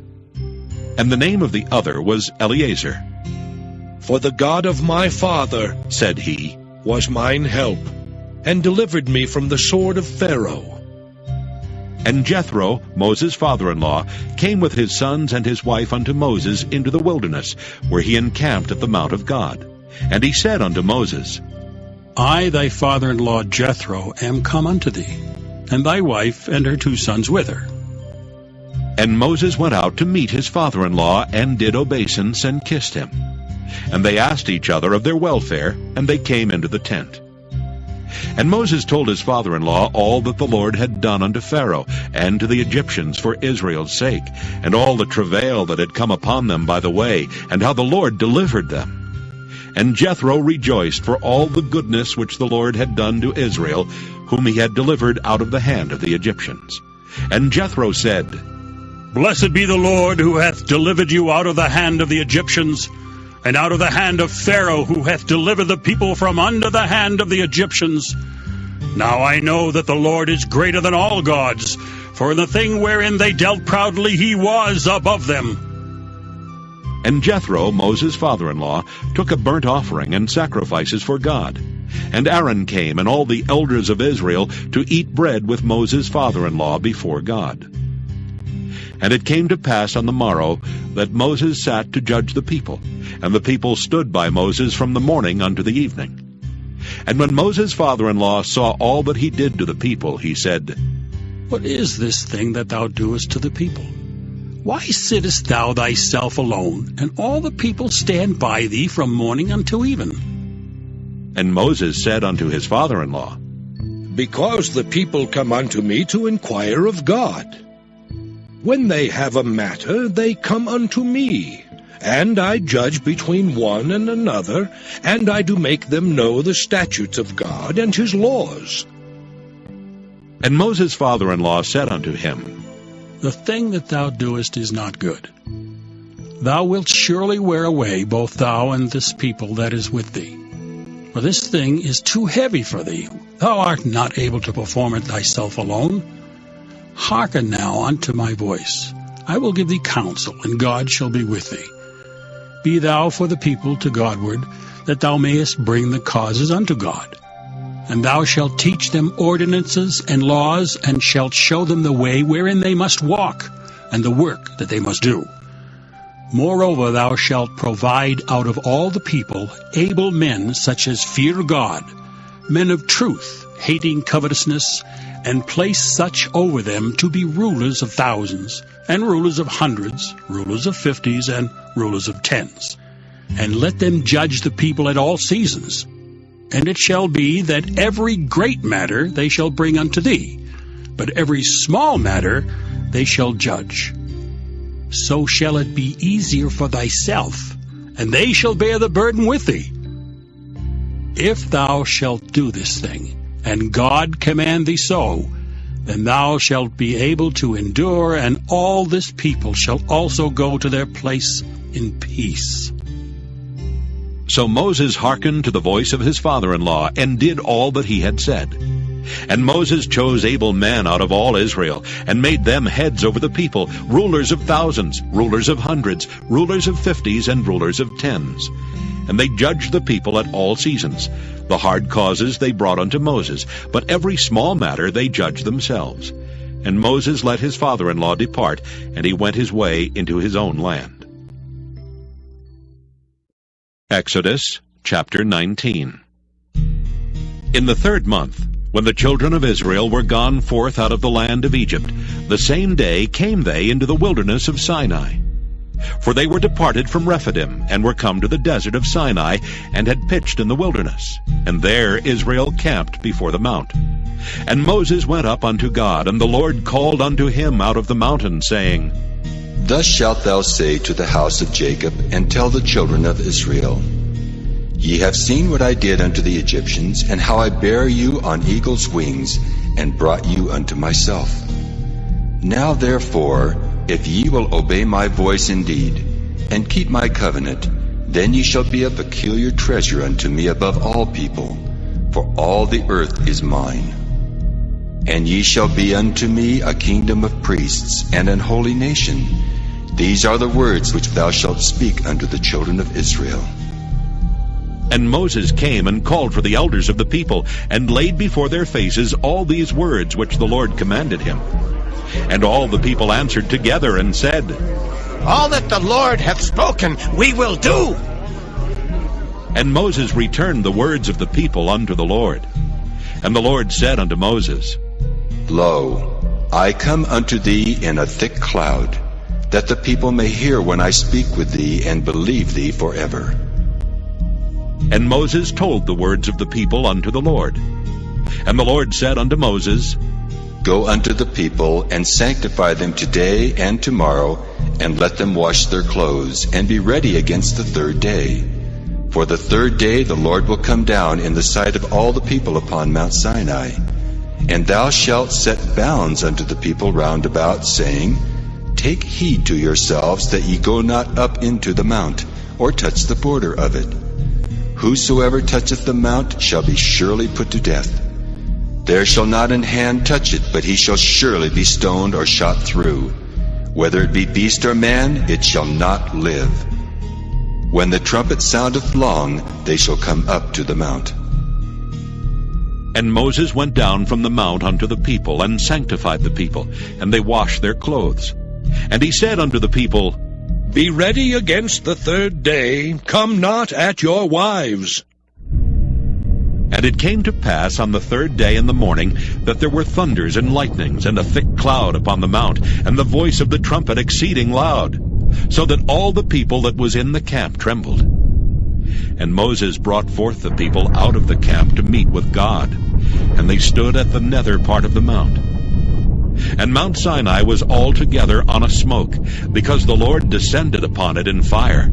And the smoke thereof ascended as the smoke of a furnace, and the whole mount quaked greatly. And when the voice of the trumpet sounded long, and waxed louder and louder, Moses spake, and God answered him by a voice.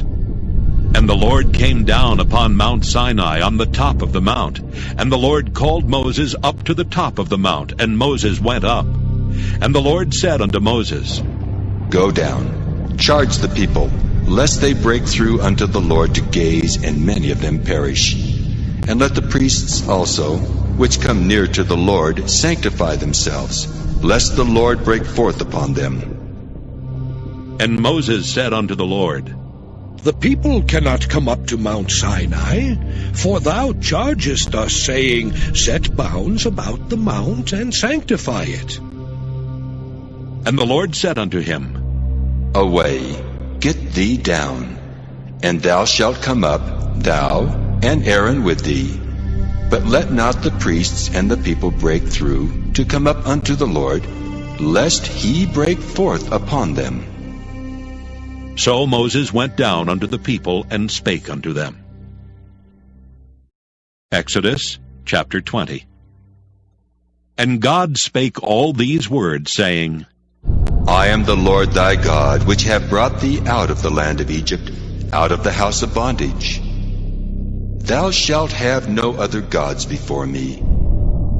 Thou shalt not make unto thee any graven image, or any likeness of anything that is in heaven above, or that is in the earth beneath, or that is in the water under the earth. Thou shalt not bow down thyself to them, nor serve them. For I, the Lord thy God, am a jealous God, visiting the iniquity of the fathers upon the children unto the third and fourth generation of them that hate me, and showing mercy unto thousands of them that love me and keep my commandments.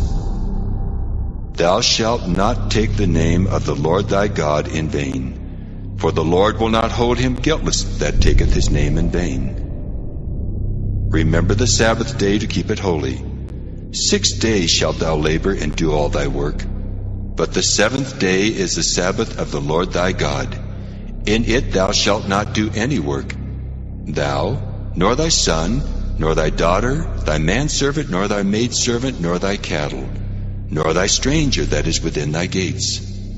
For in 6 days the Lord made heaven and earth, the sea, and all that in them is, and rested the seventh day. Wherefore the Lord blessed the Sabbath day, and hallowed it. Honor thy father and thy mother, that thy days may be long upon the land which the Lord thy God giveth thee. Thou shalt not kill. Thou shalt not commit adultery. Thou shalt not steal. Thou shalt not bear false witness against thy neighbor. Thou shalt not covet thy neighbor's house. Thou shalt not covet thy neighbor's wife, nor his manservant, nor his maidservant, nor his ox, nor his ass, nor anything that is thy neighbor's. And all the people saw the thunderings and the lightnings and the noise of the trumpet and the mountain smoking. And when the people saw it, they removed and stood afar off. And they said unto Moses, Speak thou with us, and we will hear, but let not God speak with us, lest we die.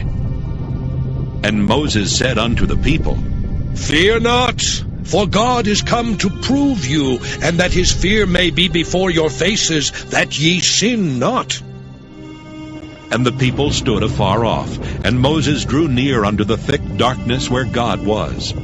And the Lord said unto Moses, Thus thou shalt say unto the children of Israel, Ye have seen that I have talked with you from heaven. Ye shall not make with me gods of silver, neither shall ye make unto you gods of gold. An altar of earth thou shalt make unto me, and shalt sacrifice thereon thy burnt offerings, and thy peace offerings, thy sheep and thine oxen. In all places where I record my name, I will come unto thee, and I will bless thee. And if thou wilt make me an altar of stone, thou shalt not build it of hewn stone. For if thou lift up thy tool upon it, thou hast polluted it. Neither shalt thou go up by steps unto mine altar, that thy nakedness be not discovered thereon. Exodus chapter 21. Now these are the judgments which thou shalt set before them. If thou buy an Hebrew servant, 6 years he shall serve, and in the 7th he shall go out free for nothing. If he came in by himself, he shall go out by himself. If he were married, then his wife shall go out with him.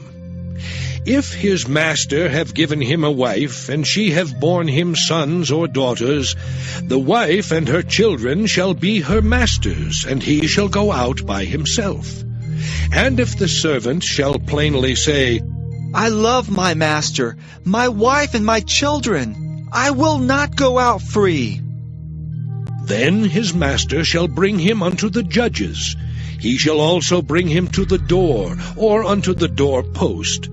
And his master shall bore his ear through with an awl, and he shall serve him forever. And if a man sell his daughter to be a maidservant, she shall not go out as the menservants do. If she please not her master, who hath betrothed her to himself, then shall he let her be redeemed.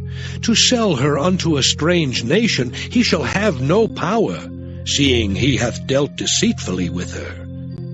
And if he have betrothed her unto his son, he shall deal with her after the manner of daughters. If he take him another wife, her food, her raiment, and her duty of marriage shall he not diminish. And if he do not these 3 unto her, then shall she go out free without money. He that smiteth a man so that he die shall be surely put to death. And if a man lie not in wait, but God deliver him into his hand, then I will appoint thee a place whither he shall flee. But if a man come presumptuously upon his neighbor, to slay him with guile, thou shalt take him from mine altar, that he may die. And he that smiteth his father or his mother shall be surely put to death. And he that stealeth a man and selleth him, or if he be found in his hand, he shall surely be put to death.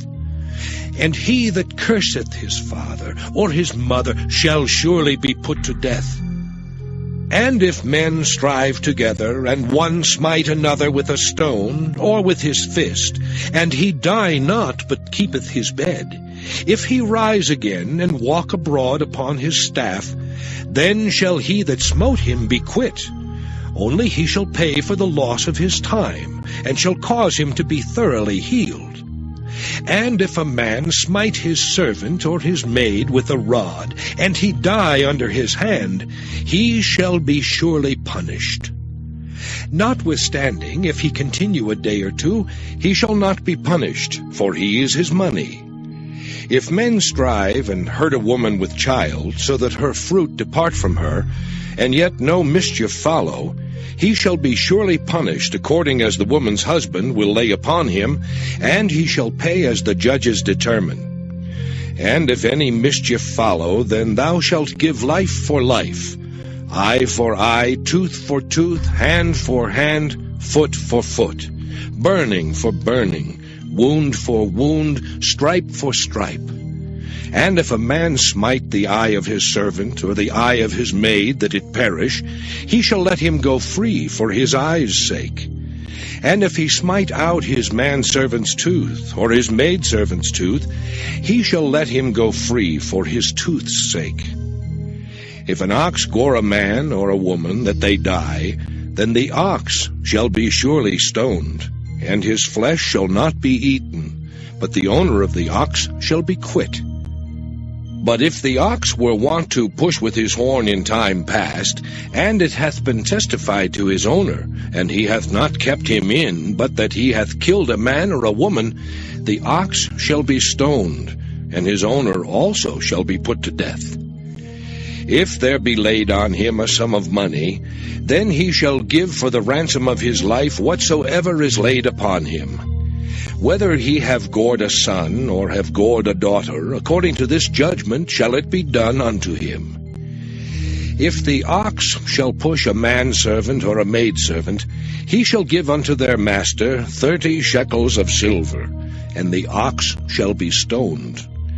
And if a man shall open a pit, or if a man shall dig a pit and not cover it, and an ox or an ass fall therein, the owner of the pit shall make it good, and give money unto the owner of them, and the dead beast shall be his.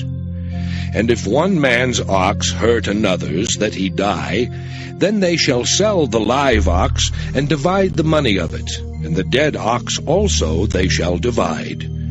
Or if it be known that the ox hath used to push in time past, and his owner hath not kept him in, he shall surely pay ox for ox, and the dead shall be his own. Exodus chapter 22. If a man shall steal an ox or a sheep, and kill it or sell it, he shall restore 5 oxen for an ox, and 4 sheep for a sheep. If a thief be found breaking up, and be smitten that he die, there shall no blood be shed for him. If the sun be risen upon him, there shall be blood shed for him, for he should make full restitution. If he have nothing, then he shall be sold for his theft. If the theft be certainly found in his hand alive, whether it be ox or ass or sheep, he shall restore double. If a man shall cause a field or vineyard to be eaten, and shall put in his beast, and shall feed in another man's field, of the best of his own field, and of the best of his own vineyard shall he make restitution. If fire break out, and catch in thorns, so that the stack of corn, or the standing corn, or the field, be consumed therewith, he that kindled the fire shall surely make restitution. If a man shall deliver unto his neighbor money or stuff to keep, and it be stolen out of the man's house, if the thief be found, let him pay double. If the thief be not found, then the master of the house shall be brought unto the judges, to see whether he have put his hand unto his neighbor's goods. For all manner of trespass, whether it be for ox, for ass, for sheep, for raiment, or for any manner of lost thing, which another challengeth to be his, the cause of both parties shall come before the judges. And whom the judges shall condemn, he shall pay double unto his neighbor.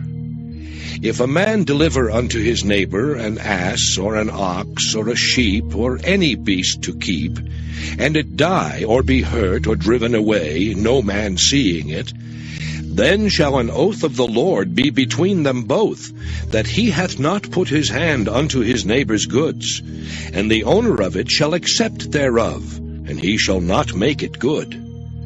And if it be stolen from him, he shall make restitution unto the owner thereof.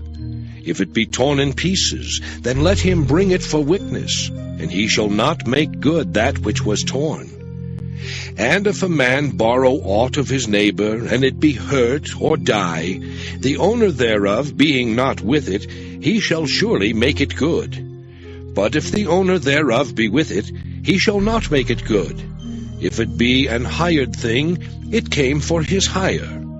And if a man entice a maid that is not betrothed, and lie with her, he shall surely endow her to be his wife. If her father utterly refuse to give her unto him, he shall pay money according to the dowry of virgins. Thou shalt not suffer a witch to live. Whosoever lieth with a beast shall surely be put to death. He that sacrificeth unto any god save unto the Lord only, he shall be utterly destroyed. Thou shalt neither vex a stranger nor oppress him, for ye were strangers in the land of Egypt. Ye shall not afflict any widow or fatherless child. If thou afflict them in any wise, and they cry at all unto me, I will surely hear their cry. And my wrath shall wax hot, and I will kill you with the sword, and your wives shall be widows, and your children fatherless. If thou lend money to any of my people that is poor by thee, thou shalt not be to him as an usurer, neither shalt thou lay upon him usury. If thou at all take thy neighbour's raiment to pledge, thou shalt deliver it unto him by that the sun goeth down. For that is his covering only, it is his raiment for his skin. Wherein shall he sleep? And it shall come to pass, when he crieth unto me, that I will hear, for I am gracious. Thou shalt not revile the gods, nor curse the ruler of thy people. Thou shalt not delay to offer the first of thy ripe fruits and of thy liquors. The firstborn of thy sons shalt thou give unto me. Likewise shalt thou do with thine oxen and with thy sheep. 7 days it shall be with his dam. On the 8th day thou shalt give it me. And ye shall be holy men unto me. Neither shall ye eat any flesh that is torn of beasts in the field. Ye shall cast it to the dogs. Exodus chapter 23. Thou shalt not raise a false report. Put not thine hand with the wicked to be an unrighteous witness. Thou shalt not follow a multitude to do evil, neither shalt thou speak in a cause to decline after many to wrest judgment. Neither shalt thou countenance a poor man in his cause. If thou meet thine enemy's ox or his ass going astray, thou shalt surely bring it back to him again. If thou see the ass of him that hateth thee lying under his burden, and wouldest forbear to help him, thou shalt surely help with him. Thou shalt not wrest the judgment of thy poor in his cause. Keep thee far from a false matter, and the innocent and righteous slay thou not, for I will not justify the wicked. And thou shalt take no gift, for the gift blindeth the wise, and perverteth the words of the righteous. Also thou shalt not oppress a stranger, for ye know the heart of a stranger, seeing ye were strangers in the land of Egypt. And 6 years thou shalt sow thy land, and shalt gather in the fruits thereof. But the 7th year thou shalt let it rest and lie still, that the poor of thy people may eat. And what they leave the beasts of the field shall eat. In like manner thou shalt deal with thy vineyard and with thy oliveyard. 6 days thou shalt do thy work, and on the 7th day thou shalt rest.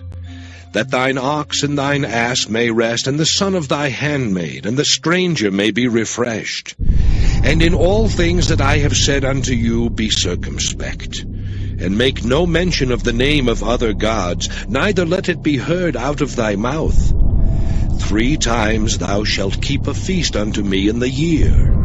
Thou shalt keep the feast of unleavened bread. Thou shalt eat unleavened bread 7 days, as I commanded thee in the time appointed of the month Abib. For in it thou camest out from Egypt, and none shall appear before me empty. And the feast of harvest, the first fruits of thy labors, which thou hast sown in the field, and the feast of ingathering, which is in the end of the year, when thou hast gathered in thy labors out of the field. 3 times in the year all thy males shall appear before the Lord God. Thou shalt not offer the blood of my sacrifice with leavened bread, neither shall the fat of my sacrifice remain until the morning. The first of the first fruits of thy land thou shalt bring into the house of the Lord thy God. Thou shalt not see the kid in his mother's milk. Behold, I send an angel before thee to keep thee in the way, and to bring thee into the place which I have prepared.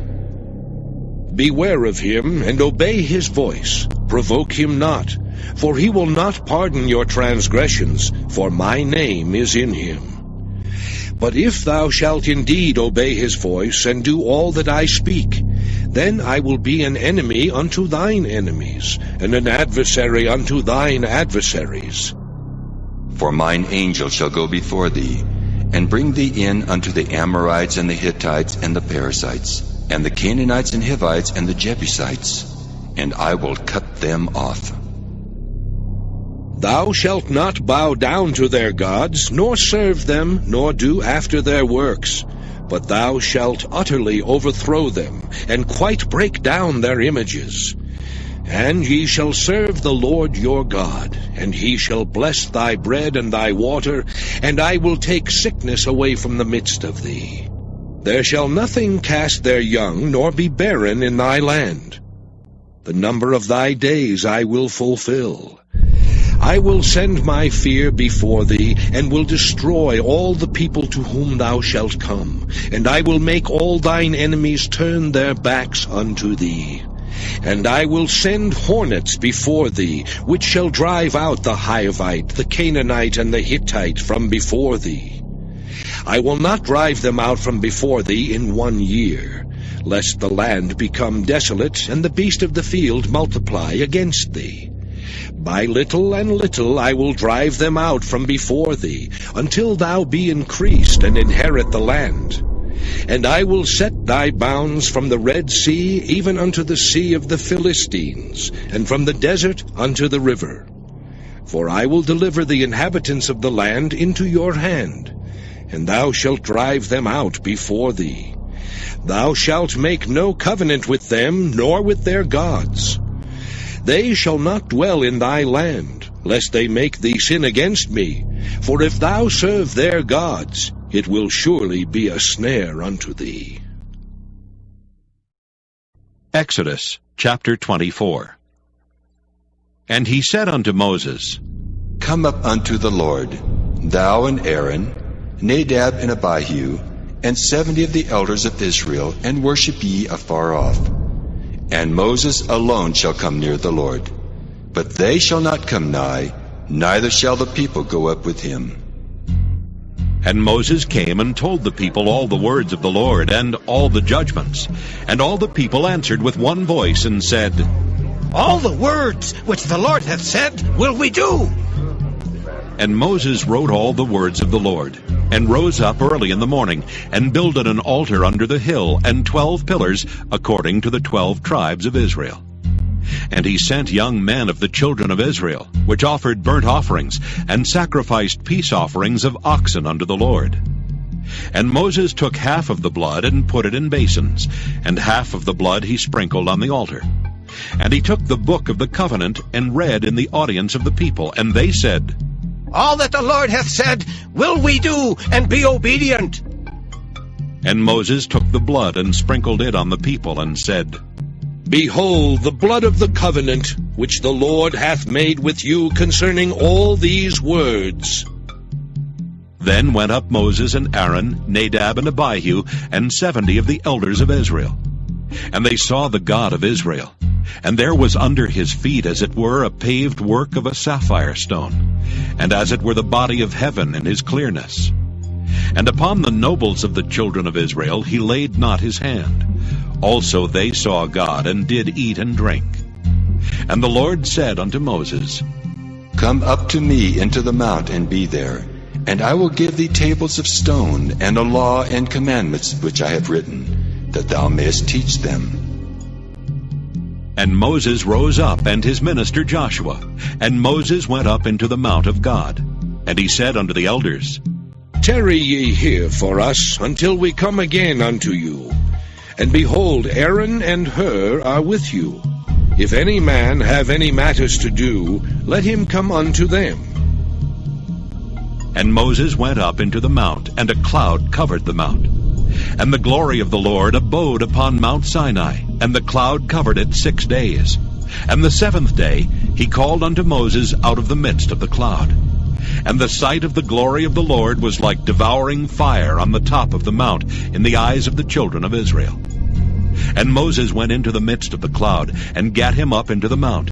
And Moses was in the mount 40 days and 40 nights.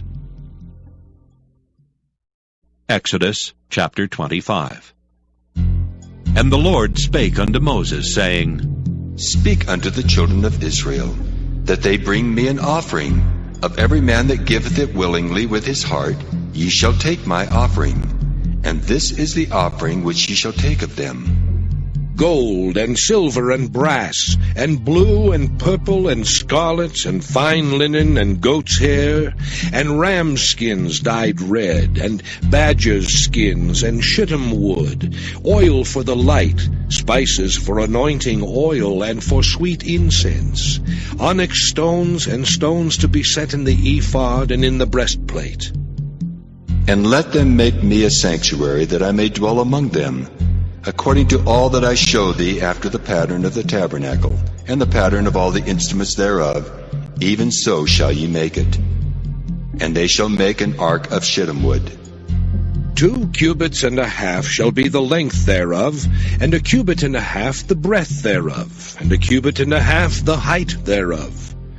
And thou shalt overlay it with pure gold, within and without shalt thou overlay it, and shalt make upon it a crown of gold round about. And thou shalt cast 4 rings of gold for it, and put them in the 4 corners thereof, and 2 rings shall be in the one side of it, and 2 rings in the other side of it. And thou shalt make staves of shittim wood, and overlay them with gold. And thou shalt put the staves into the rings by the sides of the ark, that the ark may be borne with them.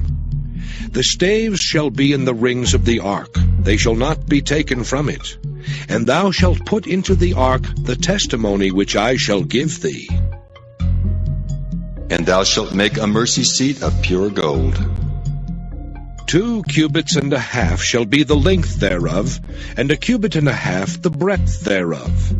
And thou shalt make 2 cherubims of gold.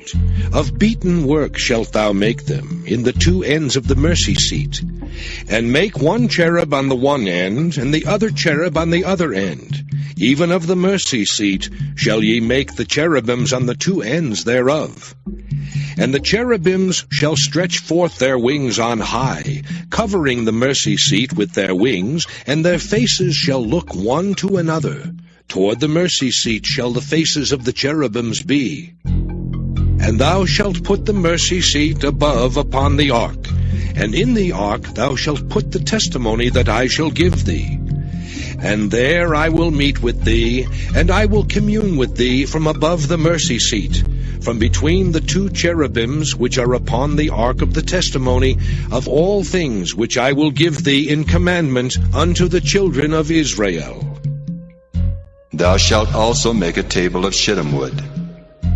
2 cubits shall be the length thereof, and 1 cubit the breadth thereof, and 1 cubit and a half the height thereof.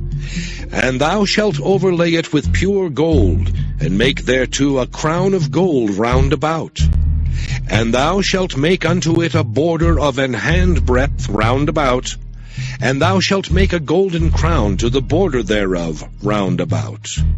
And thou shalt make for it 4 rings of gold, and put the rings in the 4 corners that are on the 4 feet thereof.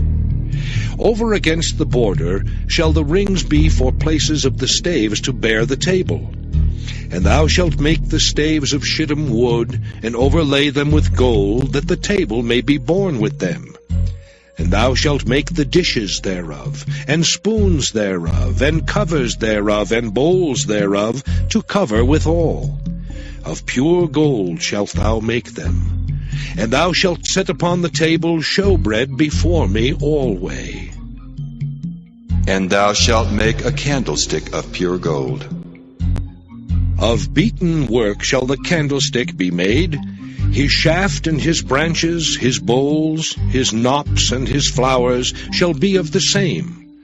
And 6 branches shall come out of the sides of it, 3 branches of the candlestick out of the one side, and 3 branches of the candlestick out of the other side.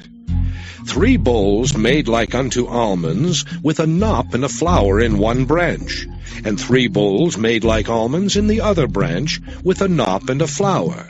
So in the 6 branches that come out of the candlestick. And in the candlestick shall be 4 bowls made like unto almonds, with their knops and their flowers. And there shall be a knop under 2 branches of the same, and a knop under 2 branches of the same, and a knop under 2 branches of the same, according to the 6 branches that proceed out of the candlestick. Their knops and their branches shall be of the same. All it shall be one beaten work of pure gold. And thou shalt make the 7 lamps thereof, and they shall light the lamps thereof, that they may give light over against it. And the tongs thereof, and the snuff dishes thereof, shall be of pure gold. Of a talent of pure gold shall he make it, with all these vessels. And look that thou make them after their pattern, which was showed thee in the mount. Exodus chapter 26. Moreover, thou shalt make the tabernacle, with 10 curtains of fine twined linen, and blue, and purple, and scarlet. With cherubims of cunning work shalt thou make them.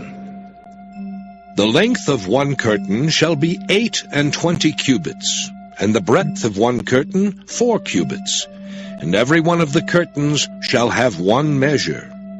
The 5 curtains shall be coupled together one to another, and other 5 curtains shall be coupled one to another. And thou shalt make loops of blue upon the edge of the one curtain from the selvage in the coupling, and likewise shalt thou make in the uttermost edge of another curtain in the coupling of the second. 50 loops shalt thou make in the one curtain, and 50 loops shalt thou make in the edge of the curtain that is in the coupling of the second, that the loops may take hold one of another. And thou shalt make 50 taches of gold, and couple the curtains together with the taches, and it shall be one tabernacle. And thou shalt make curtains of goat's hair to be a covering upon the tabernacle. 11 curtains shalt thou make. The length of one curtain shall be 30 cubits, and the breadth of one curtain 4 cubits, and the 11 curtains shall be all of one measure. And thou shalt couple 5 curtains by themselves, and 6 curtains by themselves, and shalt double the 6th curtain in the forefront of the tabernacle. And thou shalt make 50 loops on the edge of the one curtain that is outmost in the coupling, and 50 loops in the edge of the curtain which coupleth the second. And thou shalt make 50 taches of brass, and put the taches into the loops, and couple the tent together, that it may be one. And the remnant that remaineth of the curtains of the tent, the half curtain that remaineth, shall hang over the backside of the tabernacle. And a cubit on the one side, and a cubit on the other side of that which remaineth in the length of the curtains of the tent, it shall hang over the sides of the tabernacle on this side and on that side, to cover it. And thou shalt make a covering for the tent of ram's skins dyed red, and a covering above of badgers' skins. And thou shalt make boards for the tabernacle of shittim wood standing up. 10 cubits shall be the length of a board, and 1.5 cubits shall be the breadth of one board. 2 tenons shall there be in one board, set in order one against another. Thus shalt thou make for all the boards of the tabernacle. And thou shalt make the boards for the tabernacle, 20 boards on the south side southward. And thou shalt make 40 sockets of silver under the 20 boards, 2 sockets under one board for his 2 tenons, and 2 sockets under another board for his 2 tenons. And for the second side of the tabernacle, on the north side, there shall be 20 boards, and there 40 sockets of silver, 2 sockets under one board, and 2 sockets under another board. And for the sides of the tabernacle westward thou shalt make 6 boards, and 2 boards shalt thou make for the corners of the tabernacle in the 2 sides. And they shall be coupled together beneath, and they shall be coupled together above the head of it unto one ring. Thus shall it be for them both. They shall be for the 2 corners. And they shall be 8 boards, and their sockets of silver 16 sockets, 2 sockets under one board, and 2 sockets under another board.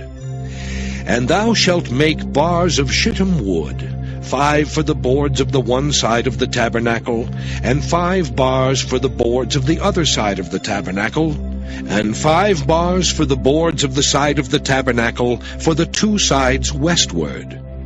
And the middle bar in the midst of the boards shall reach from end to end. And thou shalt overlay the boards with gold, and make their rings of gold for places for the bars. And thou shalt overlay the bars with gold. And thou shalt rear up the tabernacle according to the fashion thereof which was showed thee in the mount. And thou shalt make a veil of blue and purple and scarlet, and fine twined linen of cunning work. With cherubims shall it be made. And thou shalt hang it upon 4 pillars of shittim wood overlaid with gold. Their hooks shall be of gold upon the 4 sockets of silver. And thou shalt hang up the veil under the taches, that thou mayest bring in thither within the veil the ark of the testimony. And the veil shall divide unto you between the holy place and the most holy. And thou shalt put the mercy seat upon the ark of the testimony in the most holy place. And thou shalt set the table without the veil, and the candlestick over against the table on the side of the tabernacle toward the south. And thou shalt put the table on the north side. And thou shalt make an hanging for the door of the tent of blue and purple and scarlet and fine twined linen, wrought with needlework. And thou shalt make for the hanging 5 pillars of shittim wood, and overlay them with gold, and their hooks shall be of gold, and thou shalt cast 5 sockets of brass for them. Exodus chapter 27. And thou shalt make an altar of shittim wood, 5 cubits long and 5 cubits broad. The altar shall be 4 square, and the height thereof shall be 3 cubits. And thou shalt make the horns of it upon the 4 corners thereof. His horns shall be of the same, and thou shalt overlay it with brass. And thou shalt make his pans to receive his ashes, and his shovels, and his basins, and his flesh hooks, and his fire pans. All the vessels thereof thou shalt make of brass. And thou shalt make for it a grate of network of brass. And upon the net shalt thou make 4 brazen rings in the 4 corners thereof. And thou shalt put it under the compass of the altar beneath, that the net may be even to the midst of the altar. And thou shalt make staves for the altar, staves of shittim wood, and overlay them with brass. And the staves shall be put into the rings, and the staves shall be upon the 2 sides of the altar, to bear it. Hollow with boards shalt thou make it, as it was showed thee in the mount, so shall they make it. And thou shalt make the court of the tabernacle. For the south side southward there shall be hangings for the court of fine twined linen of 100 cubits long for one side. And the 20 pillars thereof and their 20 sockets shall be of brass. The hooks of the pillars and their fillets shall be of silver. And likewise for the north side in length there shall be hangings of 100 cubits long, and his 20 pillars and their 20 sockets of brass, the hooks of the pillars and their fillets of silver. And for the breadth of the court on the west side shall be hangings of 50 cubits, their pillars 10 and their sockets 10. And the breadth of the court on the east side eastward shall be 50 cubits. The hangings of one side of the gate shall be 15 cubits, their pillars 3 and their sockets 3. And on the other side shall be hangings 15 cubits, their pillars 3 and their sockets 3. And for the gate of the court shall be an hanging of 20 cubits, of blue and purple and scarlet and fine twined linen, wrought with needlework. And their pillars shall be 4 and their sockets 4. All the pillars round about the court shall be filleted with silver. Their hooks shall be of silver, and their sockets of brass. The length of the court shall be 100 cubits, and the breadth 50 everywhere, and the height 5 cubits of fine twined linen, and their sockets of brass.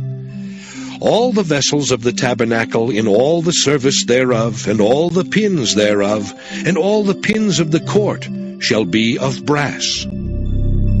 And thou shalt command the children of Israel that they bring thee pure olive oil beaten for the light, to cause the lamp to burn always. In the tabernacle of the congregation without the veil, which is before the testimony, Aaron and his sons shall order it from evening to morning before the Lord. It shall be a statute forever unto their generations on the behalf of the children of Israel.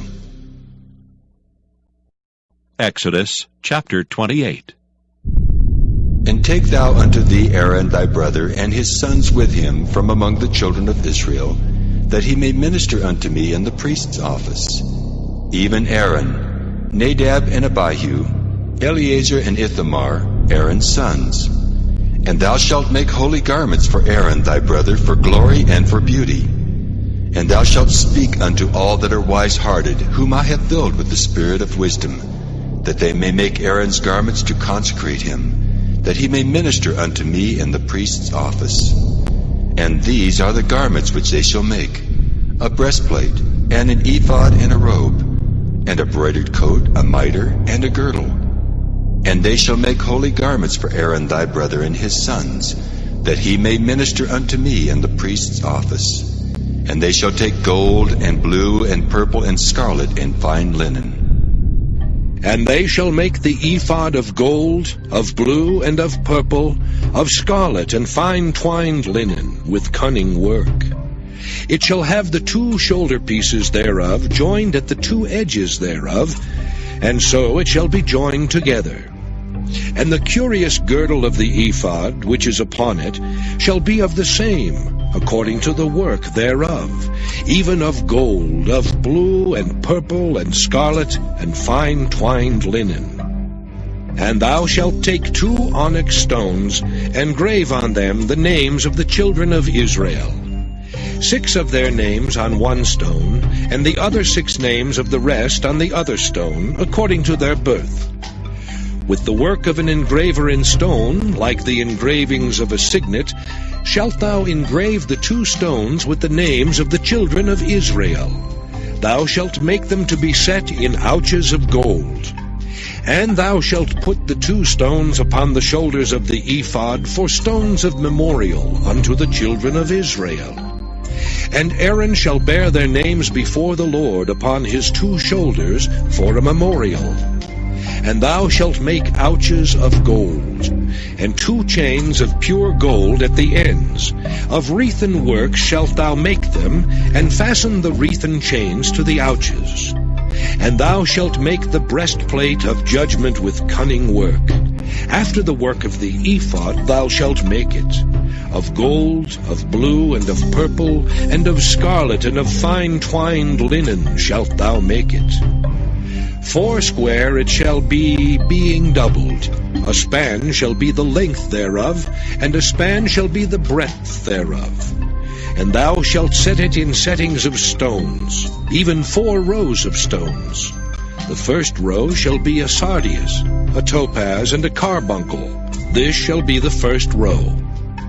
And the second row shall be an emerald, a sapphire, and a diamond. And the third row a ligure, an agate, and an amethyst. And the fourth row a beryl, and an onyx, and a jasper. They shall be set in gold in their enclosings. And the stones shall be with the names of the children of Israel, 12, according to their names, like the engravings of a signet. Every one with his name shall they be, according to the 12 tribes. And thou shalt make upon the breastplate chains at the ends of wreathen work of pure gold. And thou shalt make upon the breastplate 2 rings of gold, and shalt put the 2 rings on the 2 ends of the breastplate. And thou shalt put the 2 wreathen chains of gold in the 2 rings which are on the ends of the breastplate. And the other 2 ends of the 2 wreathen chains thou shalt fasten in the 2 ouches, and put them on the shoulder pieces of the ephod before it. And thou shalt make 2 rings of gold, and thou shalt put them upon the 2 ends of the breastplate in the border thereof, which is in the side of the ephod inward. And 2 other rings of gold thou shalt make, and shalt put them on the 2 sides of the ephod underneath, toward the forepart thereof, over against the other coupling thereof, above the curious girdle of the ephod. And they shall bind the breastplate by the rings thereof unto the rings of the ephod with a lace of blue, that it may be above the curious girdle of the ephod, and that the breastplate be not loosed from the ephod. And Aaron shall bear the names of the children of Israel in the breastplate of judgment upon his heart, when he goeth in unto the holy place for a memorial before the Lord continually. And thou shalt put in the breastplate of judgment the Urim and the Thummim, and they shall be upon Aaron's heart when he goeth in before the Lord. And Aaron shall bear the judgment of the children of Israel upon his heart before the Lord continually. And thou shalt make the robe of the ephod all of blue, and there shall be an hole in the top of it, in the midst thereof. It shall have a binding of woven work round about the whole of it, as it were the whole of an habergeon, that it be not rent. And beneath upon the hem of it thou shalt make pomegranates of blue, and of purple, and of scarlet, round about the hem thereof, and bells of gold between them round about. A golden bell and a pomegranate, a golden bell and a pomegranate, upon the hem of the robe round about. And it shall be upon Aaron to minister, and his sound shall be heard when he goeth in unto the holy place before the Lord, and when he cometh out, that he die not. And thou shalt make a plate of pure gold, and grave upon it, like the engravings of a signet, Holiness to the Lord. And thou shalt put it on a blue lace, that it may be upon the mitre, upon the forefront of the mitre it shall be. And it shall be upon Aaron's forehead, that Aaron may bear the iniquity of the holy things which the children of Israel shall hallow in all their holy gifts. And it shall be always upon his forehead, that they may be accepted before the Lord.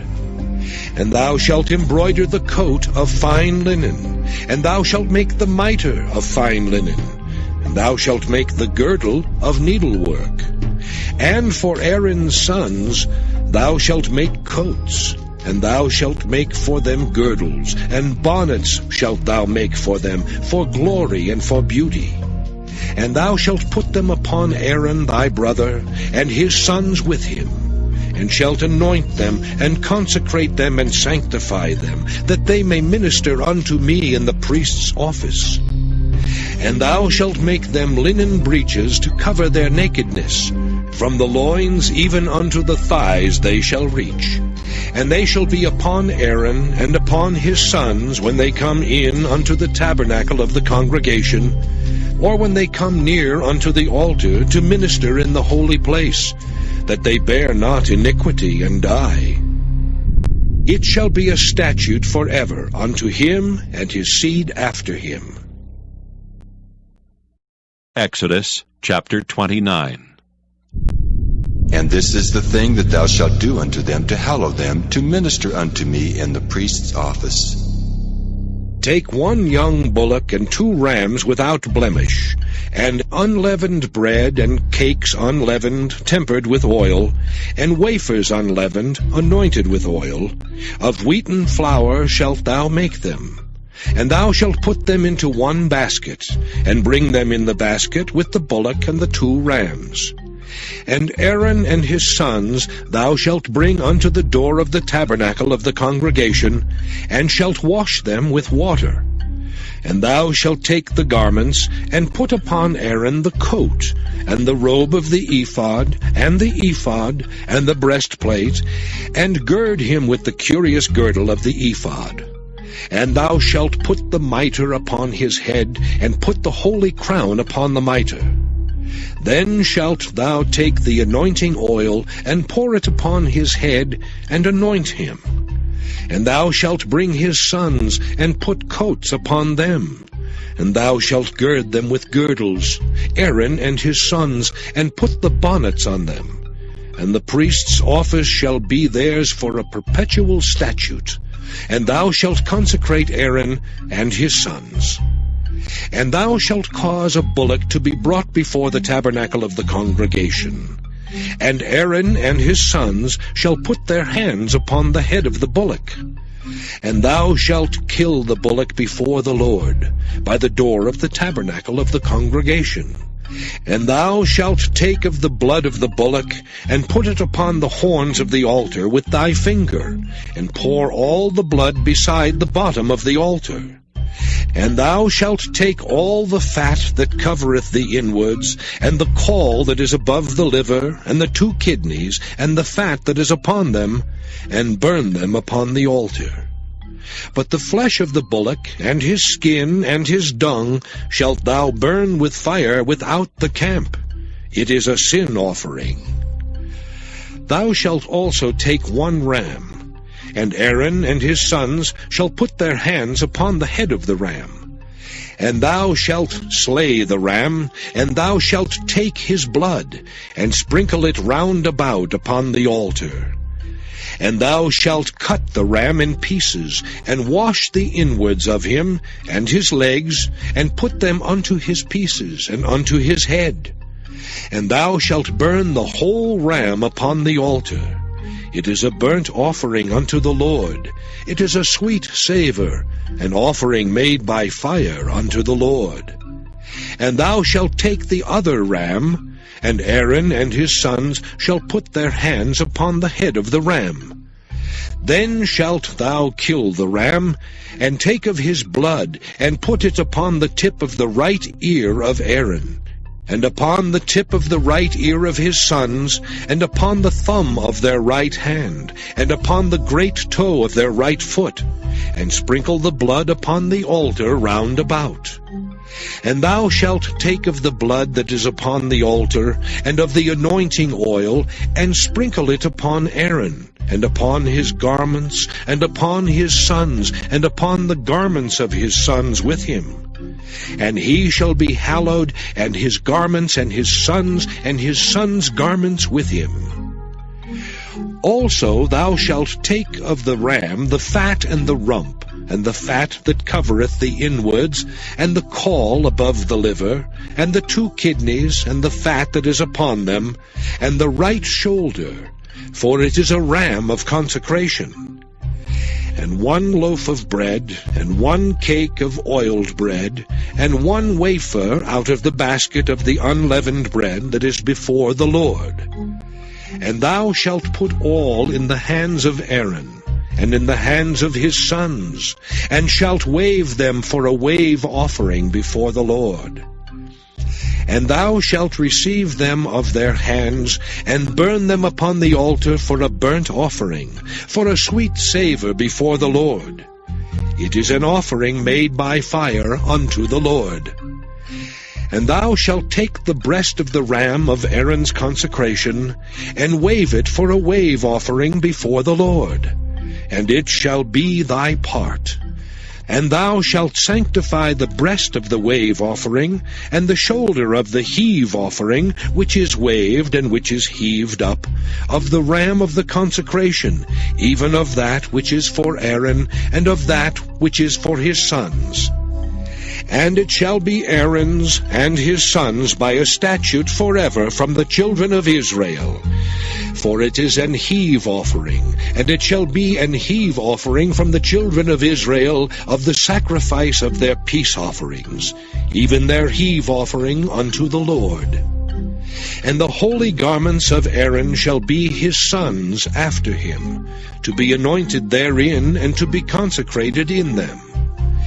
And that son that is priest in his stead shall put them on 7 days, when he cometh into the tabernacle of the congregation to minister in the holy place. And thou shalt take the ram of the consecration, and seethe his flesh in the holy place. And Aaron and his sons shall eat the flesh of the ram, and the bread that is in the basket by the door of the tabernacle of the congregation. And they shall eat those things wherewith the atonement was made, to consecrate and to sanctify them. But a stranger shall not eat thereof, because they are holy. And if aught of the flesh of the consecrations, or of the bread, remain unto the morning, then thou shalt burn the remainder with fire. It shall not be eaten, because it is holy. And thus shalt thou do unto Aaron and to his sons according to all things which I have commanded thee. 7 days shalt thou consecrate them. And thou shalt offer every day a bullock for a sin offering for atonement. And thou shalt cleanse the altar when thou hast made an atonement for it, and thou shalt anoint it to sanctify it. 7 days thou shalt make an atonement for the altar, and sanctify it. And it shall be an altar most holy. Whatsoever toucheth the altar shall be holy. Now this is that which thou shalt offer upon the altar: 2 lambs of the first year, day by day, continually. The one lamb thou shalt offer in the morning, and the other lamb thou shalt offer at even. And with the one lamb 1/10 deal of flour mingled with the 4th part of an hin of beaten oil, and the 4th part of an hin of wine for a drink offering. And the other lamb thou shalt offer at even, and shalt do thereto according to the meat offering of the morning, and according to the drink offering thereof, for a sweet savour, an offering made by fire unto the Lord. This shall be a continual burnt offering throughout your generations, at the door of the tabernacle of the congregation before the Lord, where I will meet you to speak there unto thee. And there I will meet with the children of Israel, and the tabernacle shall be sanctified by my glory. And I will sanctify the tabernacle of the congregation and the altar. I will sanctify also both Aaron and his sons, to minister to me in the priest's office. And I will dwell among the children of Israel, and will be their God. And they shall know that I am the Lord their God, that brought them forth out of the land of Egypt, that I may dwell among them. I am the Lord their God. Exodus chapter 30. And thou shalt make an altar to burn incense upon. Of shittim wood shalt thou make it. A cubit shall be the length thereof, and a cubit the breadth thereof. 4 square shall it be, and 2 cubits shall be the height thereof. The horns thereof shall be of the same. And thou shalt overlay it with pure gold, the top thereof, and the sides thereof round about, and the horns thereof. And thou shalt make unto it a crown of gold round about. And 2 golden rings shalt thou make to it under the crown of it, By the two corners thereof, upon the two sides of it, shalt thou make it, and they shall be for places for the staves to bear it withal. And thou shalt make the staves of shittim wood, and overlay them with gold. And thou shalt put it before the veil that is by the ark of the testimony, before the mercy seat that is over the testimony, where I will meet with thee. And Aaron shall burn thereon sweet incense every morning. When he dresseth the lamps, he shall burn incense upon it. And when Aaron lighteth the lamps at even, he shall burn incense upon it, a perpetual incense before the Lord throughout your generations. Ye shall offer no strange incense thereon, nor burnt sacrifice, nor meat offering. Neither shall ye pour drink offering thereon. And Aaron shall make an atonement upon the horns of it once in a year with the blood of the sin offering of atonements. Once in the year shall he make atonement upon it throughout your generations. It is most holy unto the Lord. And the Lord spake unto Moses, saying, When thou takest the sum of the children of Israel after their number, then shall they give every man a ransom for his soul unto the Lord, when thou numberest them. That there be no plague among them when thou numberest them. This they shall give every one that passeth among them that are numbered, half a shekel after the shekel of the sanctuary. A shekel is 20 gerahs, and half shekel shall be the offering of the Lord. Every one that passeth among them that are numbered, from 20 years old and above, shall give an offering unto the Lord. The rich shall not give more, and the poor shall not give less than half a shekel when they give an offering unto the Lord, to make an atonement for your souls.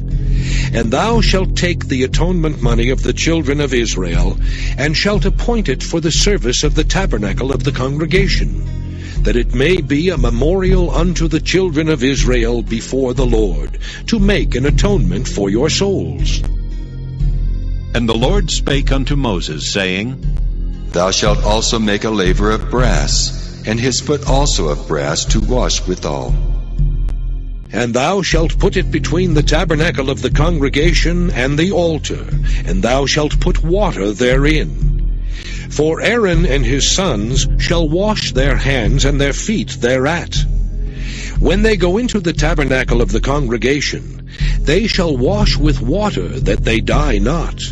Or when they come near to the altar to minister, to burn offering made by fire unto the Lord.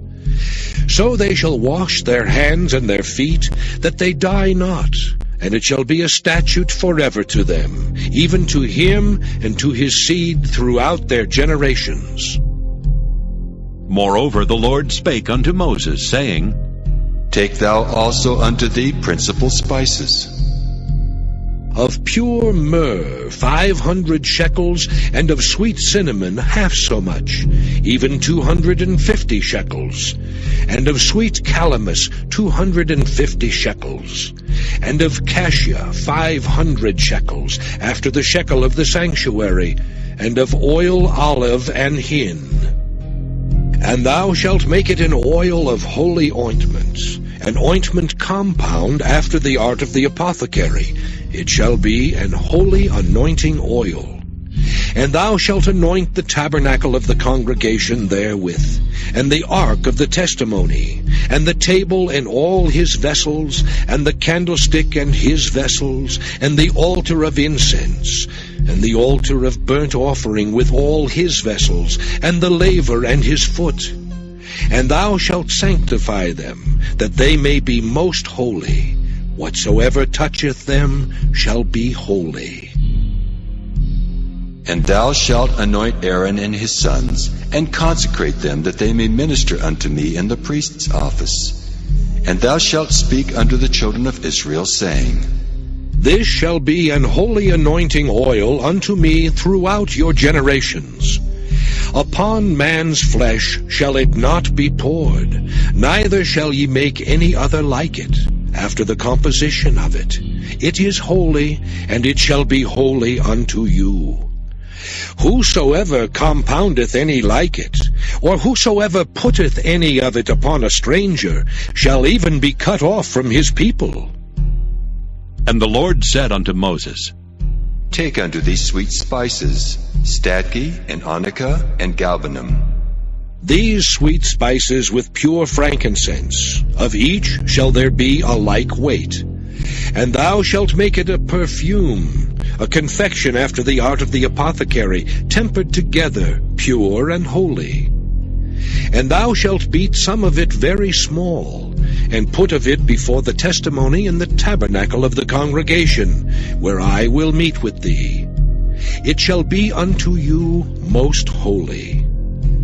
And as for the perfume which thou shalt make, ye shall not make to yourselves according to the composition thereof.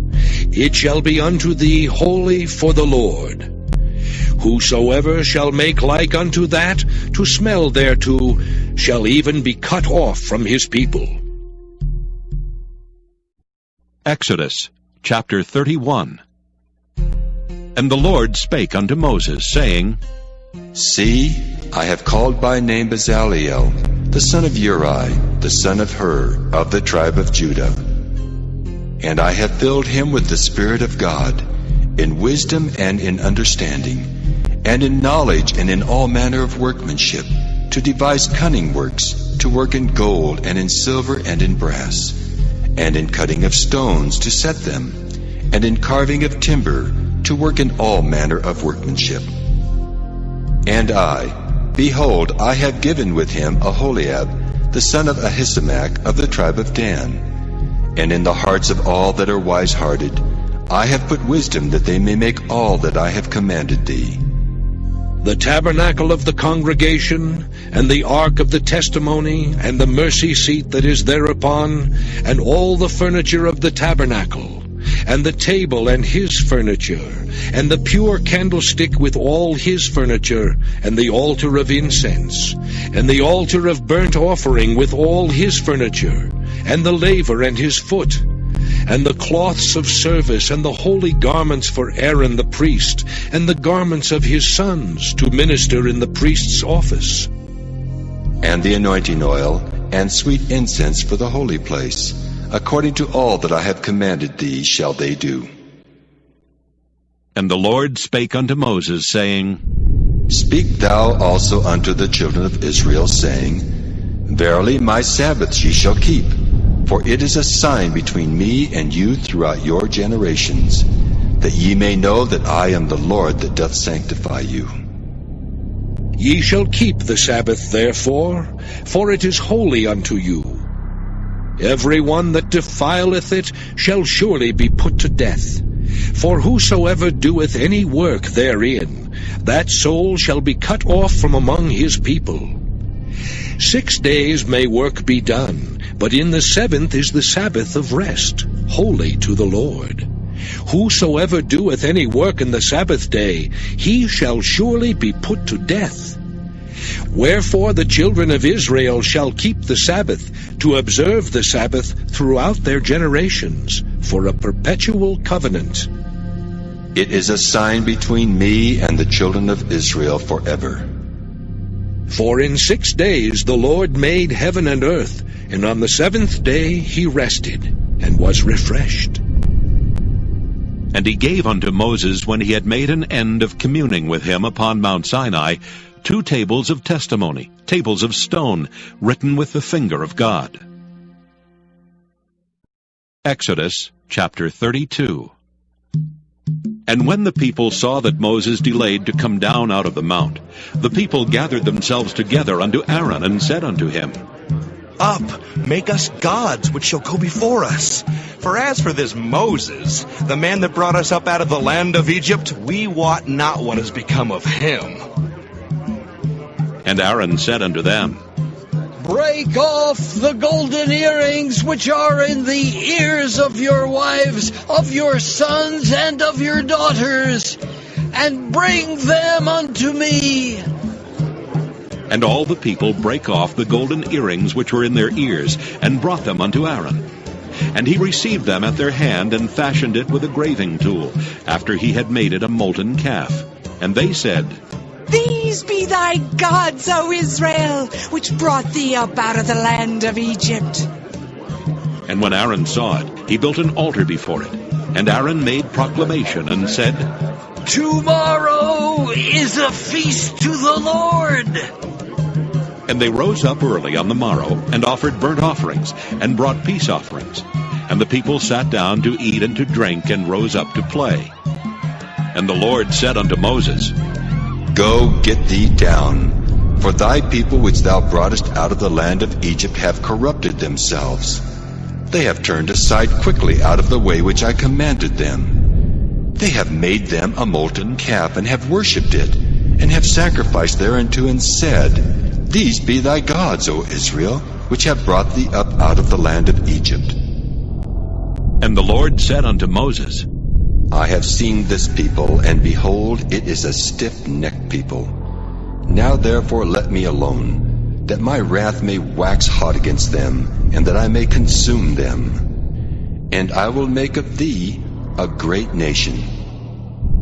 And Moses besought the Lord his God, and said, Lord, why doth thy wrath wax hot against thy people, which thou hast brought forth out of the land of Egypt with great power and with a mighty hand?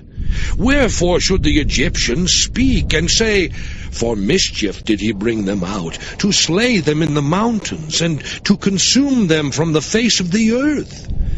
Turn from thy fierce wrath, and repent of this evil against thy people. Remember Abraham, Isaac, and Israel, thy servants, to whom thou swarest by thine own self, and saidst unto them, I will multiply your seed as the stars of heaven, and all this land that I have spoken of will I give unto your seed, and they shall inherit it forever. And the Lord repented of the evil which he thought to do unto his people. And Moses turned and went down from the mount, and the 2 tables of the testimony were in his hand. The tables were written on both their sides. On the one side and on the other were they written. And the tables were the work of God, and the writing was the writing of God, graven upon the tables. And when Joshua heard the noise of the people as they shouted, he said unto Moses, There is a noise of war in the camp. And he said, It is not the voice of them that shout for mastery, neither is it the voice of them that cry for being overcome, but the noise of them that sing do I hear. And it came to pass, as soon as he came nigh unto the camp, that he saw the calf and the dancing. And Moses' anger waxed hot, and he cast the tables out of his hands, and brake them beneath the mount. And he took the calf which they had made, and burnt it in the fire, and ground it to powder, and strawed it upon the water, and made the children of Israel drink of it. And Moses said unto Aaron, What did this people unto thee, that thou hast brought so great a sin upon them? And Aaron said, Let not the anger of my Lord wax hot. Thou knowest the people, that they are set on mischief. For they said unto me, Make us gods, which shall go before us. For as for this Moses, the man that brought us up out of the land of Egypt, we wot not what is become of him. And I said unto them, Whosoever hath any gold, let them break it off. So they gave it me. Then I cast it into the fire, and there came out this calf. And when Moses saw that the people were naked, for Aaron had made them naked unto their shame among their enemies, then Moses stood in the gate of the camp and said, Who is on the Lord's side? Let him come unto me. And all the sons of Levi gathered themselves together unto him. And he said unto them, Thus saith the Lord God of Israel, Put every man his sword by his side, and go in and out from gate to gate throughout the camp, and slay every man his brother, and every man his companion, and every man his neighbor. And the children of Levi did according to the word of Moses. And there fell of the people that day about 3,000 men. For Moses had said, Consecrate yourselves today to the Lord, even every man upon his son, and upon his brother. that he may bestow upon you a blessing this day. And it came to pass on the morrow that Moses said unto the people, Ye have sinned a great sin, and now I will go up unto the Lord. Peradventure I shall make an atonement for your sin. And Moses returned unto the Lord and said, Oh, this people have sinned a great sin, and have made them gods of gold. Yet now, if thou wilt forgive their sin, and if not, blot me, I pray thee, out of thy book which thou hast written. And the Lord said unto Moses, Whosoever hath sinned against me, him will I blot out of my book. Therefore now go, lead the people unto the place of which I have spoken unto thee. Behold, mine angel shall go before thee. Nevertheless, in the day when I visit, I will visit their sin upon them. And the Lord plagued the people, because they made the calf which Aaron made. Exodus chapter 33.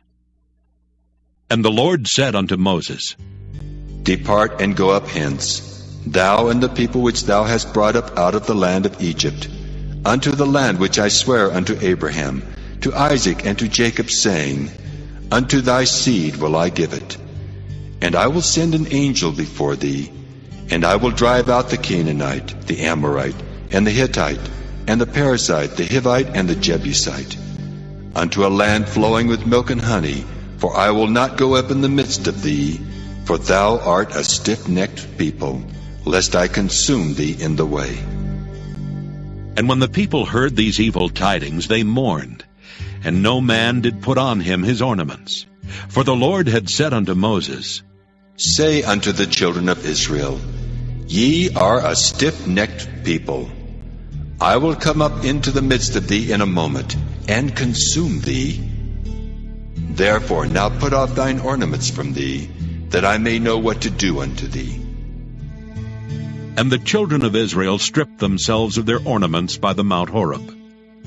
And Moses took the tabernacle, and pitched it without the camp, afar off from the camp, and called it the tabernacle of the congregation. And it came to pass that every one which sought the Lord went out unto the tabernacle of the congregation, which was without the camp. And it came to pass, when Moses went out unto the tabernacle, that all the people rose up, and stood every man at his tent door, and looked after Moses until he was gone into the tabernacle. And it came to pass, as Moses entered into the tabernacle, the cloudy pillar descended, and stood at the door of the tabernacle. And the Lord talked with Moses. And all the people saw the cloudy pillar stand at the tabernacle door. And all the people rose up and worshipped, every man in his tent door.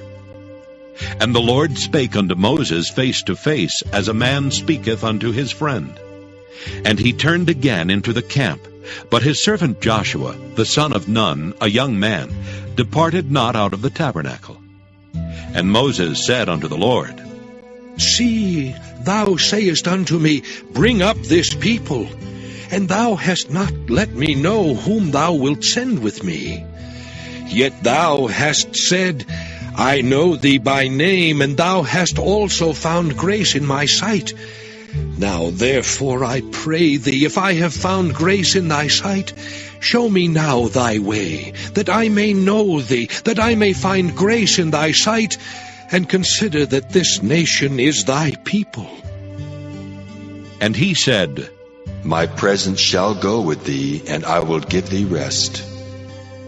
And he said unto him, If thy presence go not with me, carry us not up hence. For wherein shall it be known here that I and thy people have found grace in thy sight? Is it not in that thou goest with us? So shall we be separated, I and thy people, from all the people that are upon the face of the earth. And the Lord said unto Moses, I will do this thing also that thou hast spoken, for thou hast found grace in my sight, and I know thee by name. And he said, I beseech thee, show me thy glory. And he said, I will make all my goodness pass before thee, And I will proclaim the name of the Lord before thee, and will be gracious to whom I will be gracious, and will show mercy on whom I will show mercy. And he said, Thou canst not see my face, for there shall no man see me and live. And the Lord said, Behold, there is a place by me, and thou shalt stand upon a rock. And it shall come to pass, while my glory passeth by, that I will put thee in a cleft of the rock, and will cover thee with my hand while I pass by. And I will take away mine hand, and thou shalt see my back parts, but my face shall not be seen. Exodus chapter 34. And the Lord said unto Moses, Hew thee 2 tables of stone like unto the first, and I will write upon these tables the words that were in the first tables which thou breakest. And be ready in the morning, and come up in the morning unto Mount Sinai, and present thyself there to me in the top of the mount. And no man shall come up with thee, neither let any man be seen throughout all the mount, neither let the flocks nor herds feed before that mount. And he hewed 2 tables of stone like unto the first. And Moses rose up early in the morning, and went up unto Mount Sinai, as the Lord had commanded him, and took in his hand the 2 tables of stone. And the Lord descended in the cloud, and stood with him there, and proclaimed the name of the Lord. And the Lord passed by before him, and proclaimed, The Lord God, merciful and gracious, long-suffering and abundant in goodness and truth, keeping mercy for thousands, forgiving iniquity and transgression and sin, and that will by no means clear the guilty, visiting the iniquity of the fathers upon the children, and upon the children's children, unto the 3rd and to the 4th generation. And Moses made haste, and bowed his head toward the earth, and worshipped. And he said, If now I have found grace in thy sight, O Lord, let my Lord, I pray thee, go among us. For it is a stiff-necked people, and pardon our iniquity and our sin, and take us for thine inheritance. And he said, Behold, I make a covenant. Before all thy people I will do marvels, such as have not been done in all the earth, nor in any nation. And all the people among which thou art shall see the work of the Lord. For it is a terrible thing that I will do with thee. Observe thou that which I command thee this day. Behold, I drive out before thee the Amorite, and the Canaanite, and the Hittite, and the Perizzite, and the Hivite, and the Jebusite. Take heed to thyself, lest thou make a covenant with the inhabitants of the land whither thou goest, lest it be for a snare in the midst of thee. But ye shall destroy their altars, break their images, and cut down their groves.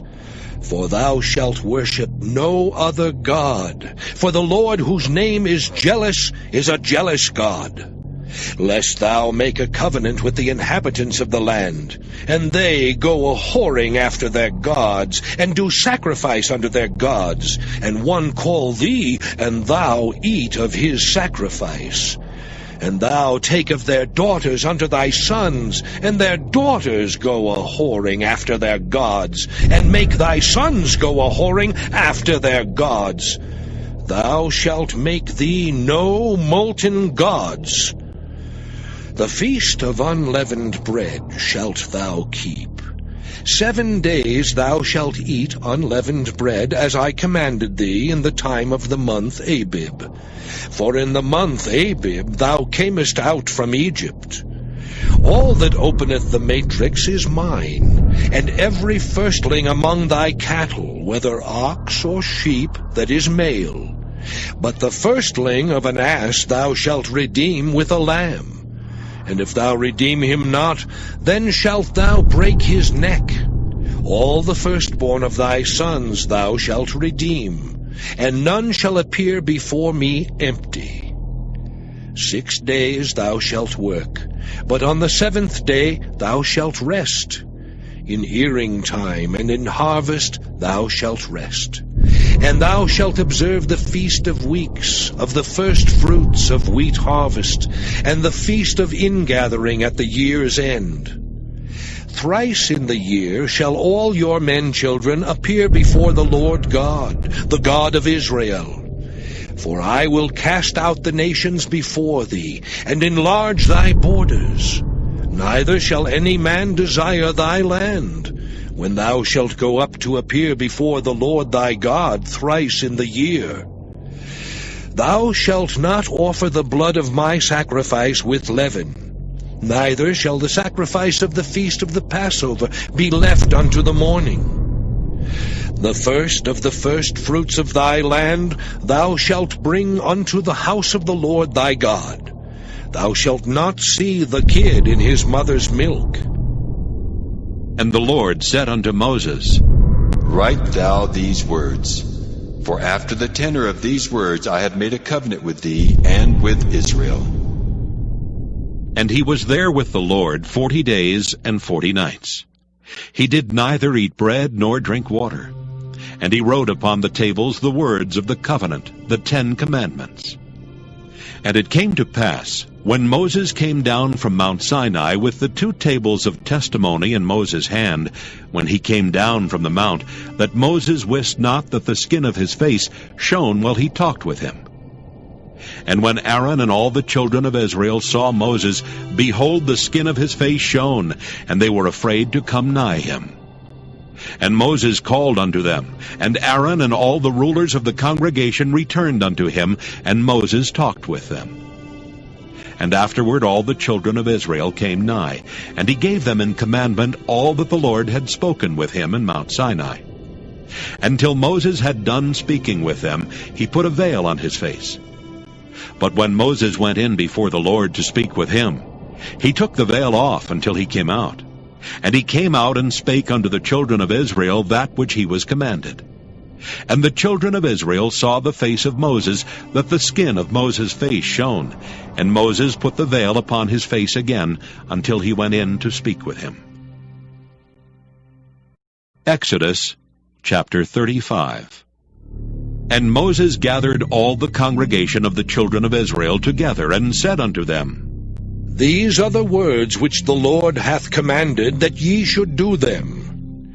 6 days shall work be done, but on the 7th day there shall be to you an holy day, a Sabbath of rest to the Lord. Whosoever doeth work therein shall be put to death. Ye shall kindle no fire throughout your habitations upon the Sabbath day. And Moses spake unto all the congregation of the children of Israel, saying, This is the thing which the Lord commanded, saying, Take ye from among you an offering unto the Lord. Whosoever is of a willing heart, let him bring it, an offering of the Lord, gold and silver and brass, and blue and purple and scarlet, and fine linen, and goat's hair, and ram's skins dyed red, and badger's skins, and shittim wood, and oil for the light, and spices for anointing oil, and for the sweet incense, and onyx stones, and stones to be set for the ephod, and for the breastplate. And every wise-hearted among you shall come, and make all that the Lord hath commanded. The tabernacle, his tent and his covering, his taches and his boards, his bars, his pillars and his sockets, the ark and the staves thereof with the mercy seat and the veil of the covering, the table and his staves, and all his vessels and the showbread, the candlestick also for the light, and his furniture, and his lamps with the oil for the light, and the incense altar, and his staves, and the anointing oil, and the sweet incense, and the hanging for the door at the entering in of the tabernacle, the altar of burnt offering with his brazen grate, his staves and all his vessels, the laver and his foot, the hangings of the court, his pillars and their sockets, and the hanging for the door of the court, the pins of the tabernacle and the pins of the court and their cords, the cloths of service to do service in the holy place, the holy garments for Aaron the priest, and the garments of his sons to minister in the priest's office. And all the congregation of the children of Israel departed from the presence of Moses. And they came, every one whose heart stirred him up, and every one whom his spirit made willing. And they brought the Lord's offering to the work of the tabernacle of the congregation, and for all his service, and for the holy garments. And they came, both men and women, as many as were willing-hearted, and brought bracelets and earrings and rings and tablets, all jewels of gold. And every man that offered an offering of gold unto the Lord. And every man with whom was found blue and purple and scarlet and fine linen, and goat's hair and red skins of rams and badgers' skins brought them. Every one that did offer an offering of silver and brass brought the Lord's offering. And every man with whom was found shittim wood for any work of the service brought it. And all the women that were wise-hearted did spin with their hands, and brought that which they had spun, both of blue and of purple and of scarlet and of fine linen. And all the women whose heart stirred them up in wisdom spun goat's hair. And the rulers brought onyx stones, and stones to be set for the ephod, and for the breastplate, and spice and oil for the light, and for the anointing oil, and for the sweet incense. The children of Israel brought a willing offering unto the Lord, every man and woman whose heart made them willing to bring for all manner of work, which the Lord had commanded to be made by the hand of Moses. And Moses said unto the children of Israel, See, the Lord hath called by name Bezaleel, the son of Uri, the son of Hur, of the tribe of Judah. And he hath filled him with the Spirit of God, in wisdom, in understanding, and in knowledge, and in all manner of workmanship, and to devise curious works, to work in gold, and in silver, and in brass, and in the cutting of stones to set them, and in carving of wood to make any manner of cunning work. And he hath put in his heart that he may teach, both he and Aholiab the son of Ahisamach of the tribe of Dan. Them hath he filled with wisdom of heart, to work all manner of work, of the engraver, and of the cunning workman, and of the embroiderer, in blue and in purple, in scarlet and in fine linen, and of the weaver, even of them that do any work, and of those that devise cunning work. Exodus chapter 36. Then wrought Bezaleel and Aholiab, and every wise-hearted man, in whom the Lord put wisdom and understanding, to know how to work all manner of work for the service of the sanctuary, according to all that the Lord had commanded. And Moses called Bezaleel and Aholiab, and every wise-hearted man, in whose heart the Lord had put wisdom, even every one whose heart stirred him up, to come unto the work to do it. And they received of Moses all the offering which the children of Israel had brought for the work of the service of the sanctuary, to make it withal. And they brought yet unto him free offerings every morning. And all the wise men that wrought all the work of the sanctuary came every man from his work which they made. And they spake unto Moses, saying, The people bring much more than enough for the service of the work which the Lord commanded to make. And Moses gave commandment, and they caused it to be proclaimed throughout the camp, saying, Let neither man nor woman make any more work for the offering of the sanctuary. So the people were restrained from bringing. For the stuff they had was sufficient for all the work to make it, and too much. And every wise-hearted man among them that wrought the work of the tabernacle made 10 curtains of fine twined linen, and blue and purple and scarlet. With cherubims of cunning work made he them. The length of one curtain was 28 cubits, and the breadth of one curtain 4 cubits. The curtains were all of one size. And he coupled the 5 curtains one unto another, and the other 5 curtains he coupled one unto another. And he made loops of blue on the edge of one curtain from the selvage in the coupling. Likewise he made in the uttermost side of another curtain in the coupling of the second.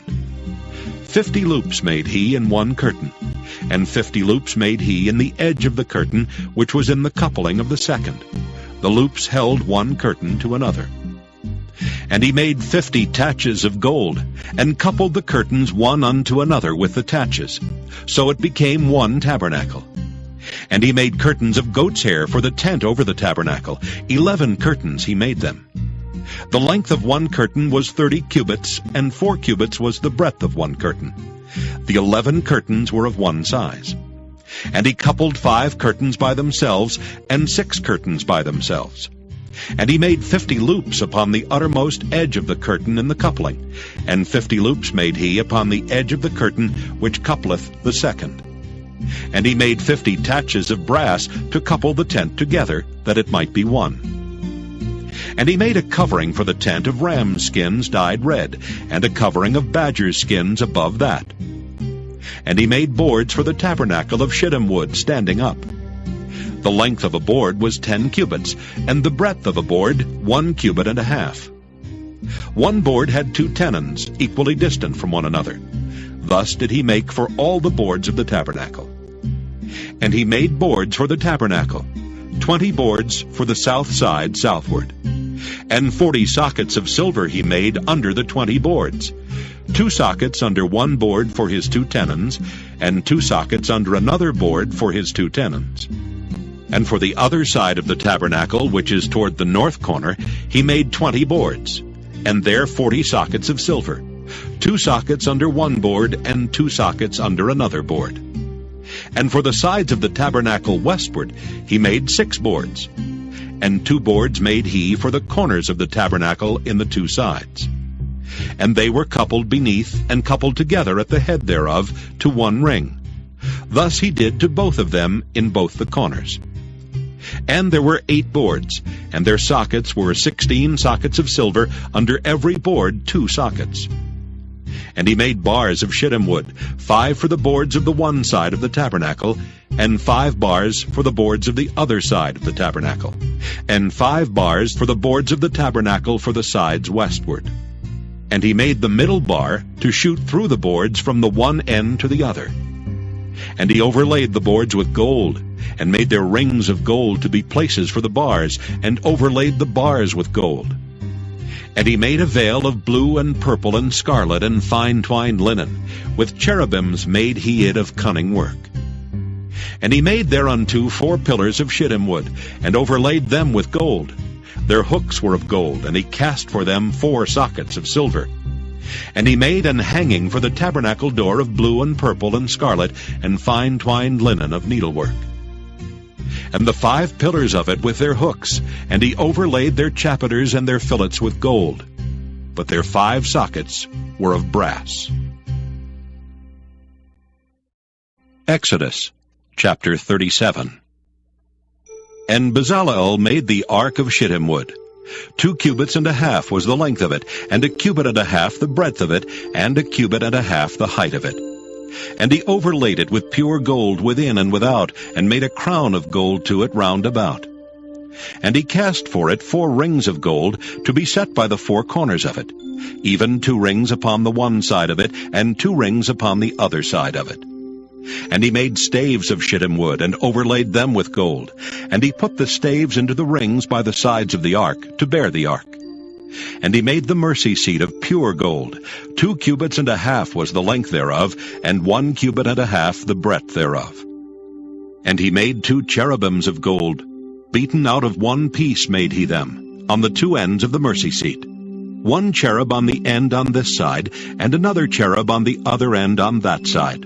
Out of the mercy seat made he the cherubims on the 2 ends thereof. And the cherubims spread out their wings on high, and covered with their wings over the mercy seat, with their faces one to another. Even to the mercy seatward were the faces of the cherubims. And he made the table of shittim wood. 2 cubits was the length thereof, and 1 cubit the breadth thereof, and 1 cubit and a half the height thereof. And he overlaid it with pure gold, and made thereunto a crown of gold round about. Also he made thereunto a border of an handbreadth round about, and made a crown of gold for the border thereof round about. And he cast for it 4 rings of gold, and put the rings upon the 4 corners that were in the 4 feet thereof. Over against the border were the rings, the places for the staves to bear the table. And he made the staves of shittim wood, and overlaid them with gold to bear the table. And he made the vessels which were upon the table, his dishes and his spoons and his bowls, and his covers to cover withal of pure gold. And he made the candlestick of pure gold. Of beaten work made he the candlestick. His shaft and his branch, his bowls, his knops and his flowers were of the same. And 6 branches going out of the sides thereof. 3 branches of the candlestick out of the one side thereof, and 3 branches of the candlestick out of the other side thereof. 3 bowls made after the fashion of almonds in one branch, a knop and a flower. And 3 bowls made like almonds in another branch, a knop and a flower. So throughout the 6 branches going out of the candlestick. And in the candlestick were 4 bowls made like almonds, his knops and his flowers. And a knop under 2 branches of the same, and a knop under 2 branches of the same, and a knop under 2 branches of the same, according to the 6 branches going out of it. Their knops and their branches were of the same, all of it was one beaten work of pure gold. And he made his 7 lamps, and his snuffers, and his snuff dishes of pure gold. Of a talent of pure gold made he it, and all the vessels thereof. And he made the incense altar of shittim wood. The length of it was a cubit, and the breadth of it a cubit. It was 4 square, and 2 cubits was the height of it. The horns thereof were of the same. And he overlaid it with pure gold, both the top of it and the sides thereof round about, and the horns of it. Also he made unto it a crown of gold round about. And he made 2 rings of gold for it under the crown thereof, by the 2 corners of it, upon the 2 sides thereof, to be places for the staves to bear it withal. And he made the staves of shittim wood, and overlaid them with gold. And he made the holy anointing oil, and the pure incense of sweet spices, according to the work of the apothecary. Exodus chapter 38. And he made the altar of burnt offering of shittim wood. 5 cubits was the length thereof, and 5 cubits the breadth thereof. It was 4 square, and 3 cubits the height thereof. And he made the horns thereof on the 4 corners of it. The horns thereof were of the same, and he overlaid it with brass. And he made all the vessels of the altar, the pots and the shovels and the basins and the fleshhooks and the firepans. All the vessels thereof made he of brass. And he made for the altar a brazen grate of network under the compass thereof, beneath unto the midst of it. And he cast 4 rings for the 4 ends of the grate of brass, to be places for the staves. And he made the staves of shittim wood, and overlaid them with brass. And he put the staves into the rings on the sides of the altar, to bear it withal. He made the altar hollow with boards. And he made the laver of brass, and the foot of it of brass, of the looking glasses of the women assembling, which assembled at the door of the tabernacle of the congregation. And he made the court. On the south side southward, the hangings of the court were of fine twined linen, 100 cubits. Their pillars were 20, and their brazen sockets 20. The hooks of the pillars and their fillets were of silver. And for the north side, the hangings were 100 cubits. Their pillars were 20, and their sockets of brass 20. The hooks of the pillars and their fillets of silver. And for the west side were hangings of 50 cubits. Their pillars 10, and their sockets 10. The hooks of the pillars and their fillets of silver. And for the east side eastward 50 cubits. The hangings of the one side of the gate were 15 cubits, their pillars 3, and their sockets 3. And for the other side of the court gate, on this hand and that hand, were hangings of 15 cubits, their pillars 3, and their sockets 3. All the hangings of the court round about were of fine twined linen. And the sockets for the pillars were of brass, the hooks of the pillars and their fillets of silver, and the overlaying of their chapiters of silver. And all the pillars of the court were filleted with silver. And the hanging for the gate of the court was needlework of blue and purple and scarlet, and fine twined linen. And 20 cubits was the length, and the height and the breadth was 5 cubits, answerable to the hangings of the court.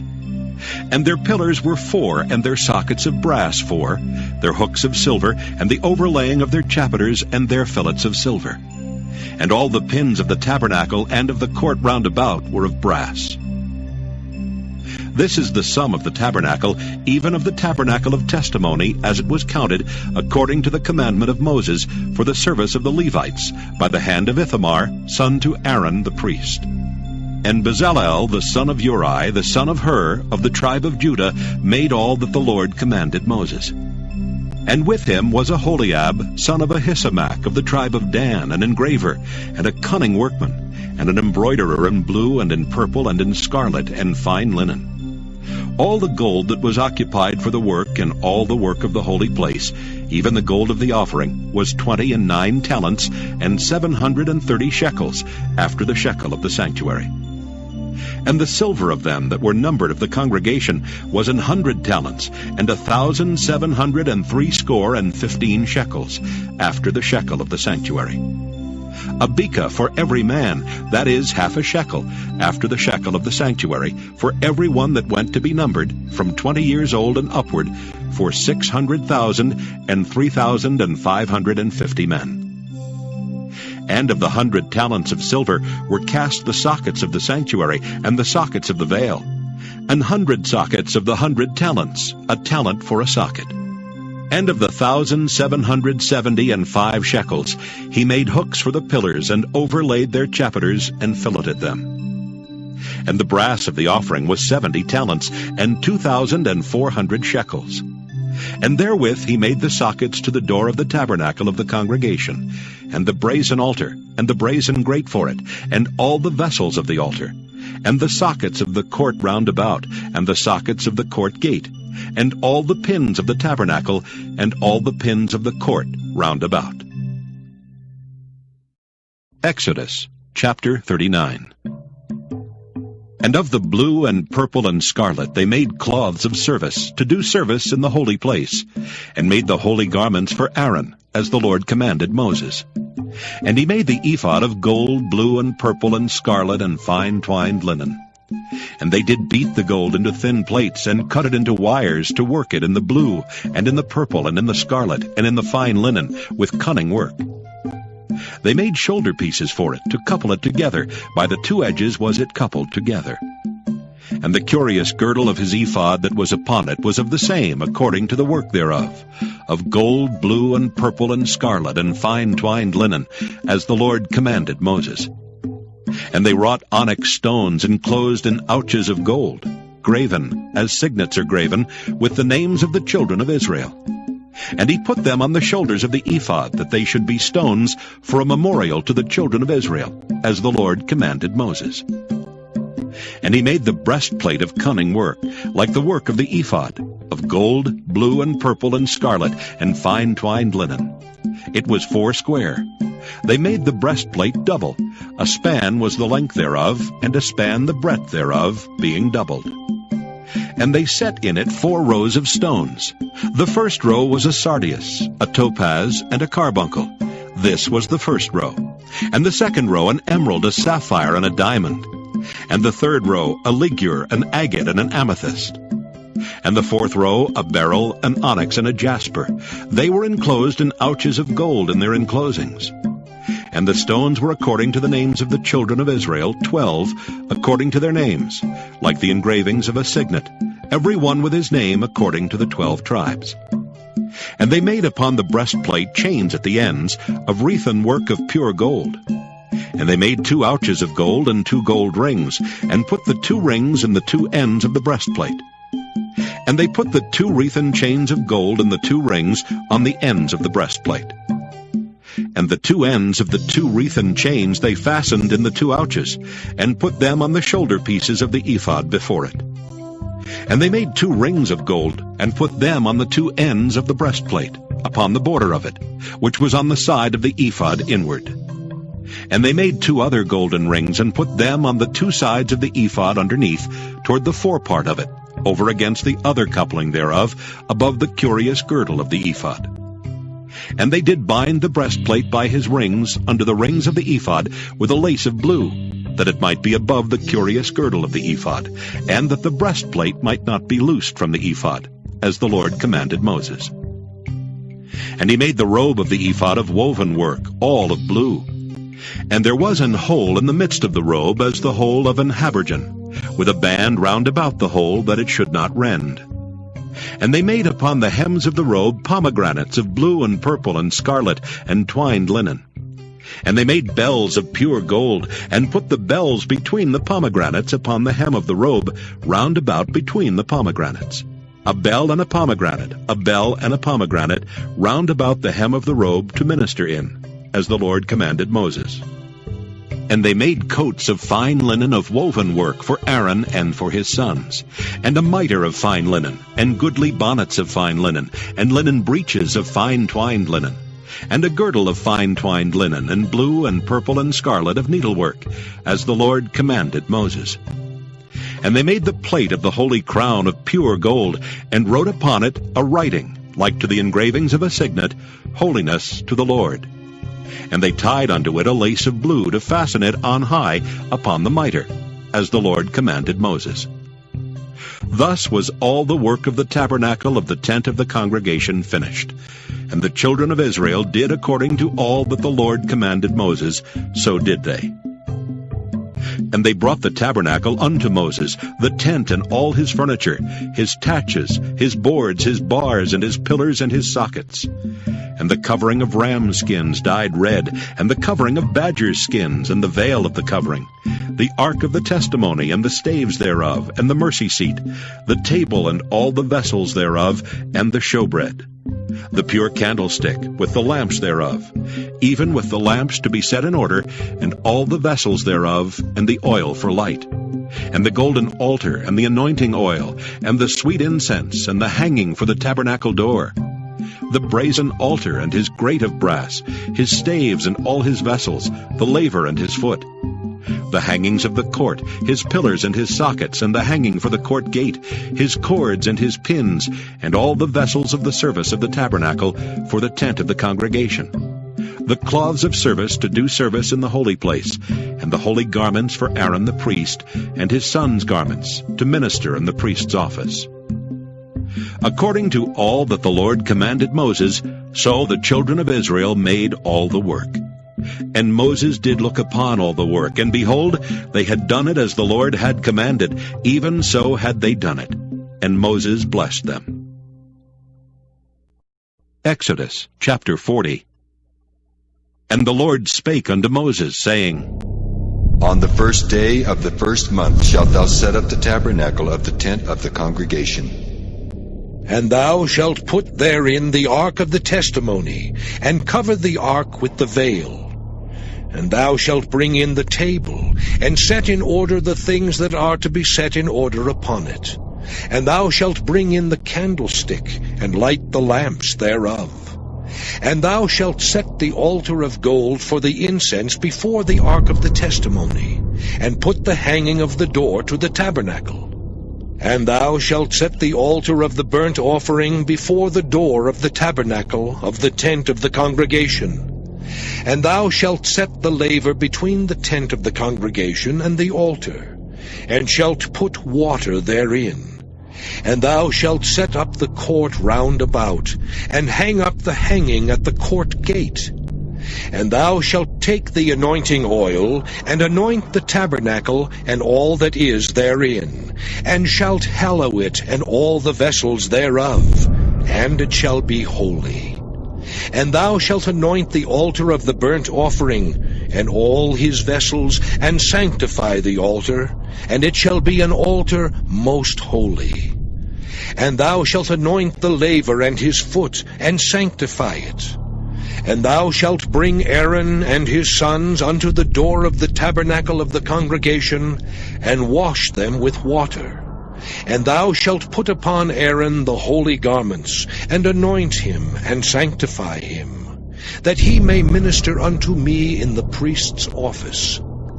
And thou shalt bring his sons, and clothe them with coats. And thou shalt anoint them as thou didst anoint their father, that they may minister unto me in the priest's office. For their anointing shall surely be an everlasting priesthood throughout their generations. Thus did Moses, according to all that the Lord commanded him, so did he. And it came to pass in the first month in the second year, on the first day of the month, that the tabernacle was reared up.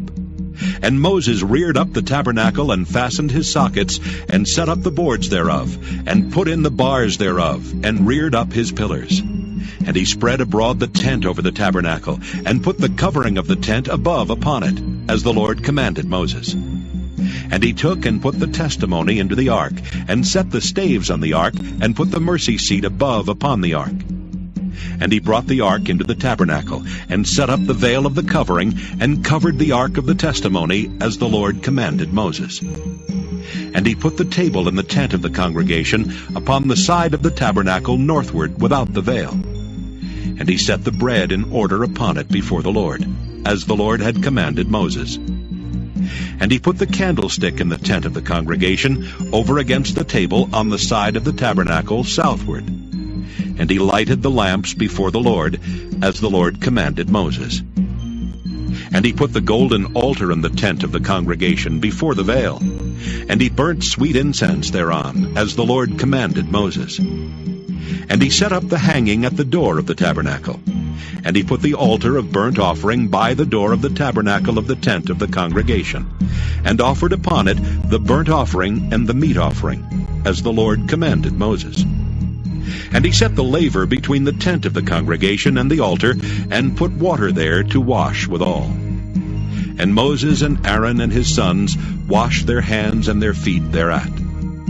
When they went into the tent of the congregation, and when they came near unto the altar, they washed, as the Lord commanded Moses. And he reared up the court round about the tabernacle and the altar, and set up the hanging of the court gate.